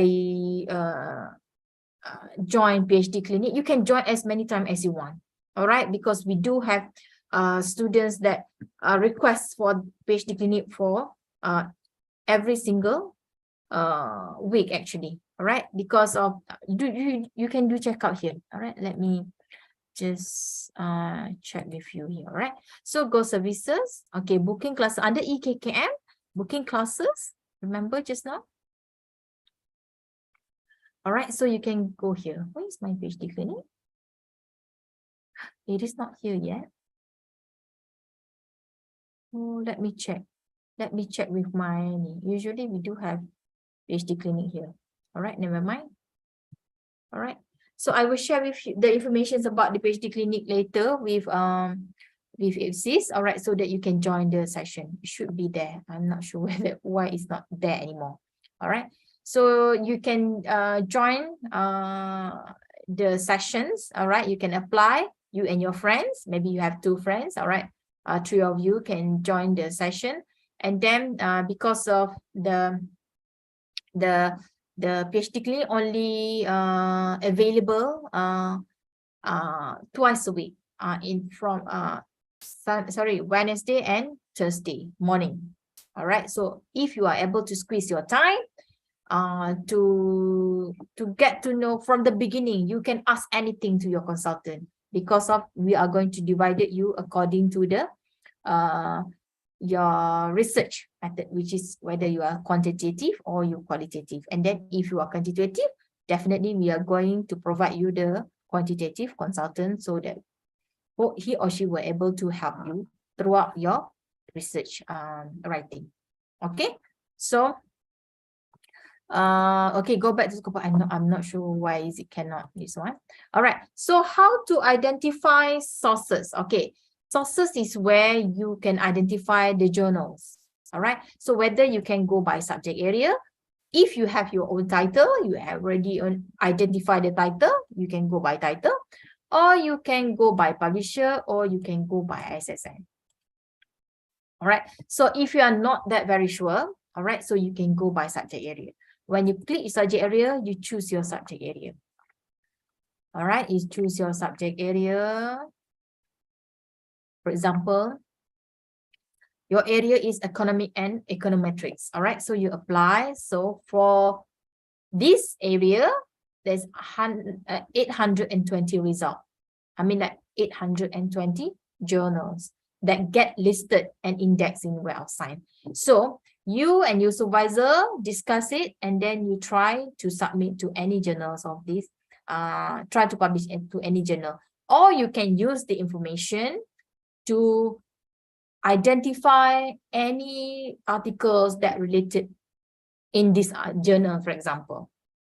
All right, so as you can see here. All right, so this is something that I want to share with you, very, very important, because of usually students and researchers make mistakes. All right, so when I say you can refer the list of these particular journals in Scopus, all right, you must see you must identify the coverage shares. All right, as I mentioned earlier, not all the article, maybe for example, we in Scopus now we have 10,000 journals that already indexed in Scopus, but they must maintain, they must sustain a good reputation with a good number of publication, with a good number of citations, then only they can be here forever.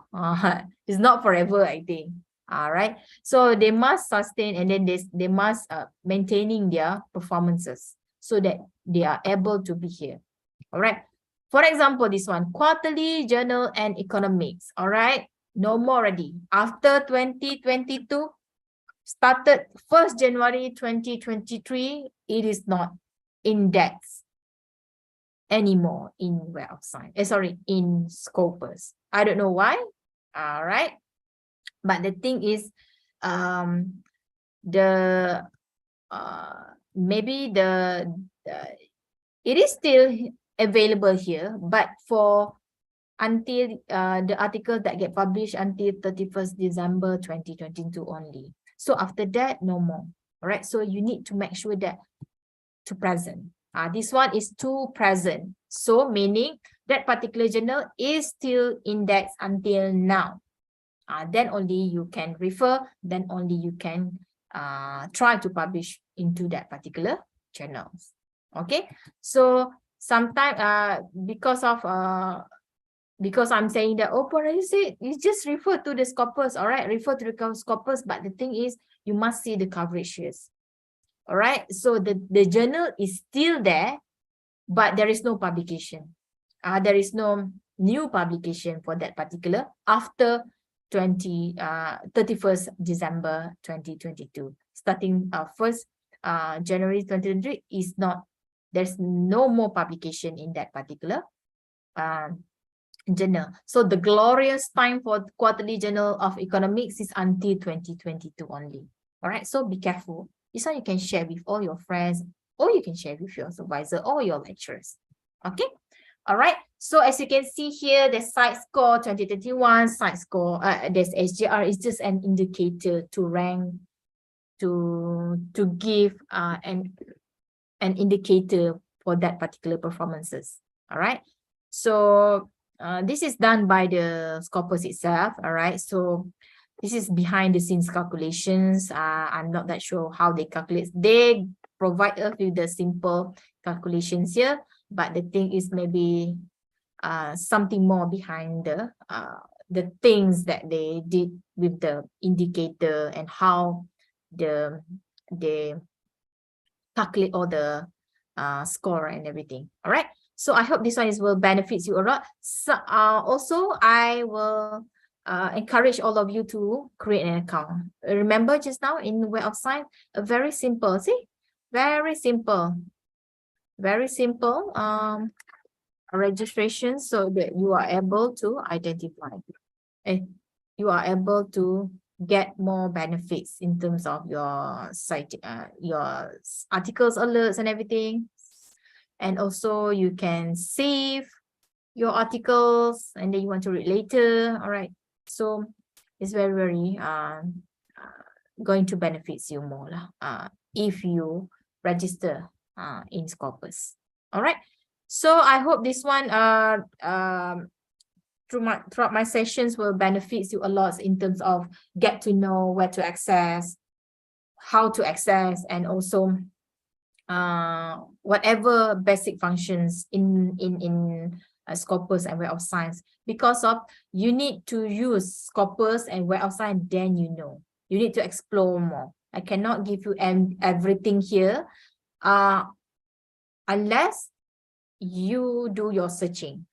All right. So sometimes students they join my sessions again because they don't practice whatever that they join my sessions before. So that's why I want everybody of you to do your searching immediately after this. All right, immediately after this, then you get to know more on how the searching technique, patterns, and everything in Web of Science and Scopus. So that I think that's all that I want to share with you. All right. So anything that you want to, then you may contact us. All right. So you can contact us. All right. So let me give you my, right, where is it, my contact? So you are able to contact us. All right. So I am here. I have my teams. All right. I have my team, Puan Hafiza, and also Encik Rusanu Helmi, and also Ahmad Shafiq. So you can contact us, and then you can come to the library, or you can directly go to any libraries that the nearest with you. And also you definitely in that particular library, they have their own librarian. So you can also get assistance from that particular librarians. Okay. So I think that's all from me that I want to share with you. All right. So okay, thank you. Thank you. Okay, there's one question. Okay. In any branch campuses, is there any PhD clinics?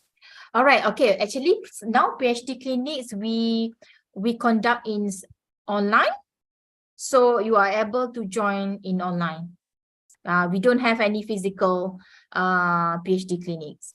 So you just request, and then the session will conduct in online. So whenever you are, you can join the sessions. Okay. Okay, then. So Hakim Asri. So Puan Rahayu has answered your questions. Just request in the website, PITA website for PhD clinic. If you want to join for PhD clinic, select the session, and then you will be contacted for the online coaching. Yes. Okay. Yes, online coaching. All right. Let me see if there is any more. A lot of students have problems log into the MyKM. I think it related to their email, I think. Are their emails ready? Because once they register, the email is ready to use. Yes, ready to use, right? So usually they do not have any problems because they need to access. But the thing is today, this morning, we do have some technical problems. Maybe you can try later. Just now before the session, I also have a problems in terms of accessing, but I think they will they work on, because there's two sections, right, between the staff and also the students. Maybe they work on students. Should be no problems, especially if you already have the email, right? Okay, there's Maybe one try more. later. Okay, there's one more question, Puan Ayu, from Hmm? Arifah Baharin. He's asking about how to get full text using DOI. Is there a website for it? The DOI, and then you're getting the, I'm not that very sure how you get DOI. You want to get DOI? She have the DOI link, but she's asking how to get the full text. Okay. I'm not that very sure with that, but I'm going to refer to somebody in the PITA, and then I will get back to you. Can I get can you provide me your email address?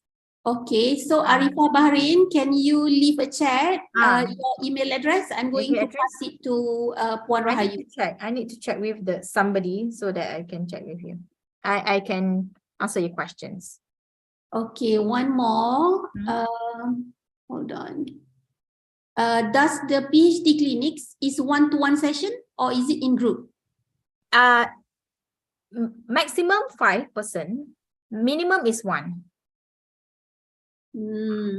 So with one consultant, as I mentioned earlier, the sessions, once you request, the whoever admin for that particular services will arrange you according to the date request by you.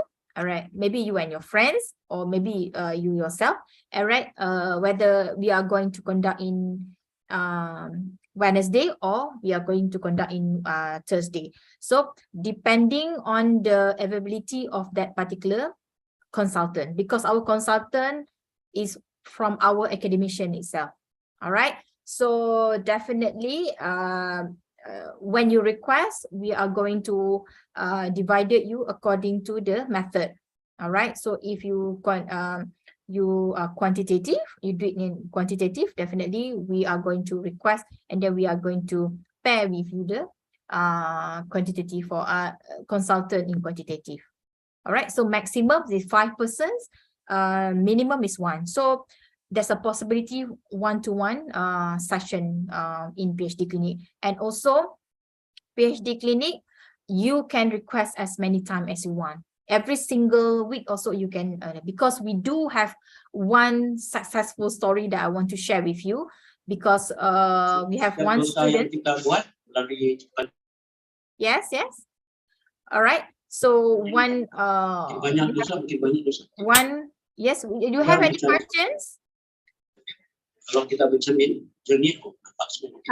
on, I'm trying to mute him. Okay, done. So actually, one successful story I want to share with you. We do have one student that he regularly, consistently requests for PhD clinic, and then he get guides from our consultant, and then he was able to grad before time actually. All right, so he able to manage to finish PhD within 2.5 years before time actually. So he was one of the regular, I can say is a regular customer of our PhD clinics. So with the guidance from his supervisor and also our consultants, he is able to grad on time, grad before time actually. All right, so I cannot see the email yet. About this student asking you to show how to find cases from LexisNexis. Okay, cases in LexisNexis. All right, okay, wait. All right, is PhD screening applicable for master? Yes, for master students also can. No problem. Okay, master, this one is called PhD clinic, but the thing is for master and PhD. No problems. Okay. Right, just now what LexisNexis? Yeah. He's Ah, asking okay. on, can you show how to find cases in LexisNexis? Okay, before that, when we talk about specific databases like that, all right, definitely, I want to ask you first, have you attended any literacy information classes provided by the library? Because of each databases, we have our specific librarians that very expert in law, for example. So I need whoever asked the questions, whoever His asked. name is, hold on, Mahbub Fuad. Mahbub. Okay, Mahbub, I want you to I give you contact number so that because this is this part required more time to guide the students on how to use the law library, law collections. So that's why it required more time. I don't think that I can manage to show the process of getting the articles and also by using the LexisNexis. The thing is, he or she must come to the library and consult with us, or attend to our or you can also do some online consultation with our librarians. Is that possible? Okay, I'll give you the contact number for the law library. Let me see. Yeah. Law library. Okay, you may contact.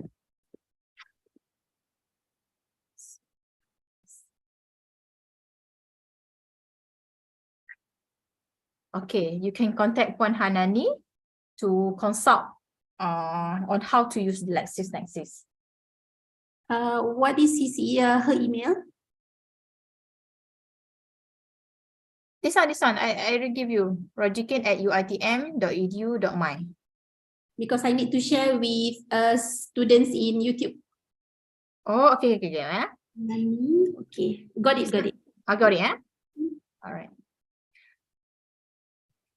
Yes, usually our literacy classes is conducted during the weekdays only. But if you want to join our classes, that you want to make sure, like you want to do it in weekends, you need to consult with our whoever librarians that conduct for that sessions. Maybe you can ask you can ask her to do it on the weekend, so that but you have to make sure that more than 20 people at one time, so that you will be, because usually we don't conduct any classes on weekend actually. But the thing is, we do have, all right, sometimes we do have we do conducted classes in weekends, but it depends. All right, I'm not the one who conducted the classes, but it depends, because who asked me? Huda Aziz is from what faculty are you? So you need to conduct to the librarians in that faculty. Huda Aziz, which faculty are you? May I know which faculty are you? Engineering. So you need to contact to Puan ni. All right, so I'll give you the contact number also. Puan Rizana. All right, you just apply for that particular classes first, and then you may contact her to negotiate with her about the time and also date for that particular classes. Okay. Okay, is there any other questions? One more. This Nur Aida Amir asking that should we complete all the classes listed in EKKM first, or we can jump to PhD clinic for the first semester student? Actually, all the classes is a module. It is not compulsory for you to follow all the modules. All right, so you can choose whatever modules that you want. All right, even you can you can attend for just just attend once. If you want to attend more than one, it's up to you. All right, it's not that something that you need to it's like Ipsis, like you need to complete all the modules, like you don't have to do that. All right, if you want only the for Mandarin, just go for Mandarin. If you want to go for PhD clinic, you can go for PhD clinic. If you want to get to know more to other databases like Nexus, you can request for online databases modules. All right, so it depends on your whatever that you want. Okay, you don't have to like module 4 is science cluster only. That one is for, okay. So I think, and one more questions. All the classes, all the literacy classes will be done online, right? Physical and online. Okay. There's a section in the request form. You can tick whether it's physical or whether it is in online lah. But usually this year we already started to have a physical classes, but it depends because the classes should be conducted in lab. All right, so lab that we have in our main library is quite large for 40 students at one time. But the thing is, you need to refer to your library because different faculty, they have their own library. So you need to consult with the librarians there, so that whether they are going to have the physical classes in your faculty or in the library. Because I believe that in the faculty's libraries, the lab is not that very big, maybe like 20-25% at one time. So it depends. So this kind you can nego with your librarians there. Okay. So PhD clinics they need to register at the website, right? Just request here. Request. Okay. Just request through the EKKM. In PITA. Okay, so I think that's all for module 7. So thank you so much, Puan Ayu. And students, if you have any other query, you can ask us in Ipsis and we will convey any query to Puan Rahayu and she'll answer that. Okay? All right, thank you everyone. Thank you Puan Ayu again. So I'm going to share the QR code for today's for this session. So thank you Puan Ayu. Welcome. Assalamualaikum. Thank you so much.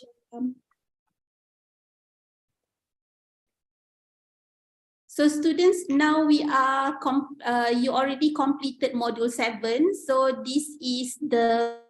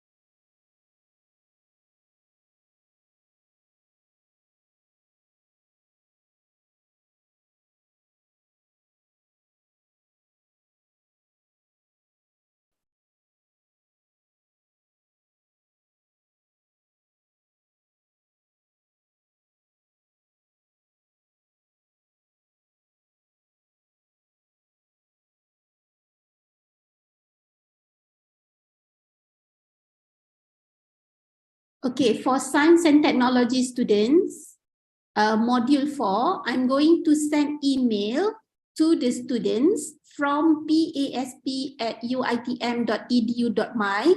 The email will contain a link to a YouTube video prepared by Professor Dr. Zuhaina Zakaria, which she's supposed to present the module to yesterday, but she was not be able to join us yesterday. Hence, you need to complete watching that video first, and there are a simple test that you need to perform, that you need to do before you can fill in the attendance link. Okay, so later today, I'm going to share the link using email from PASP. So I will email the module 4 for science and technology only. Okay, social science, you have completed your module 4 yesterday. Is it understandable?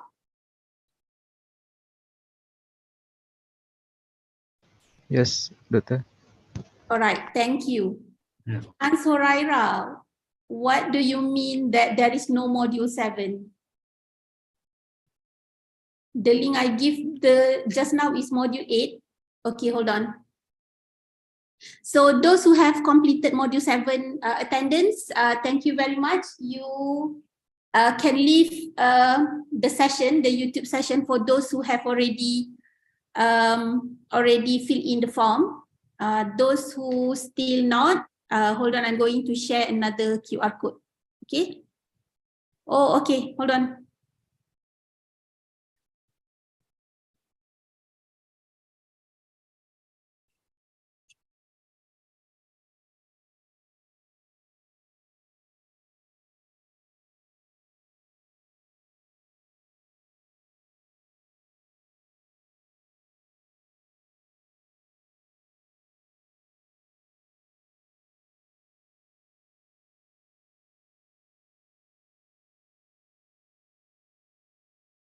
No, it is for Hans Horaira. It's for module 7. It's not for module 8.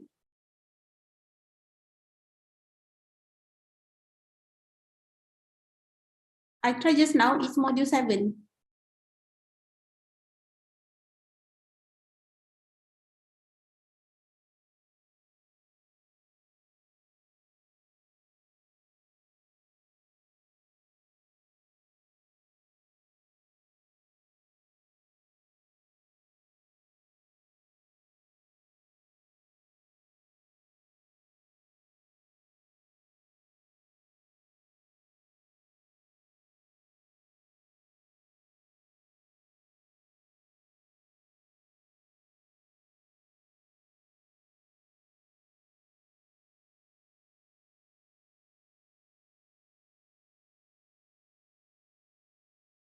Okay, the link that I give is module 6, isn't it?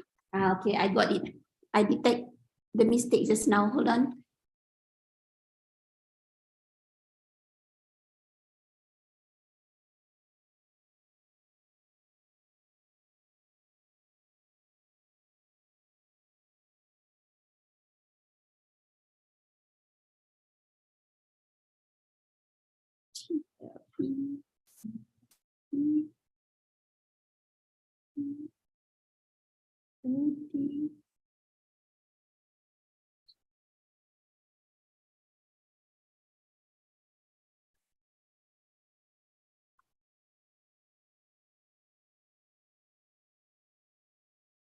Okay, you may try the new link that I posted just now. I think it's module 7. Okay.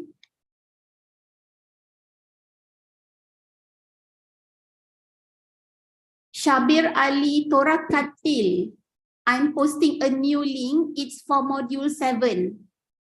It's for module 7. Just now, I post the new link.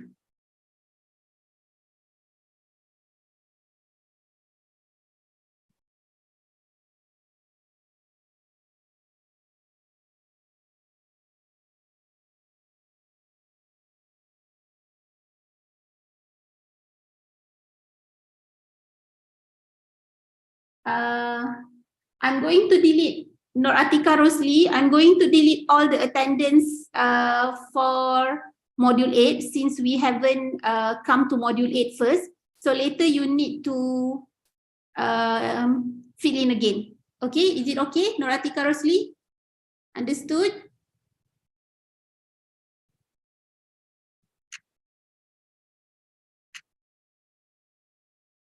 Okay, so students, for afternoon session, kindly refer to your email back. You need to go back to the Zoom session for this evening session. We will separate the cluster. We will separate session for science and technology and social science. Okay, we are not using YouTube anymore. YouTube for module 5 and 7 only. So for module 6 and 8, we are going to back to Zoom application. All right, with that, thank you so much. And see you after lunch. We will start at 2 p.m. All right. Thank you, everyone. Bye.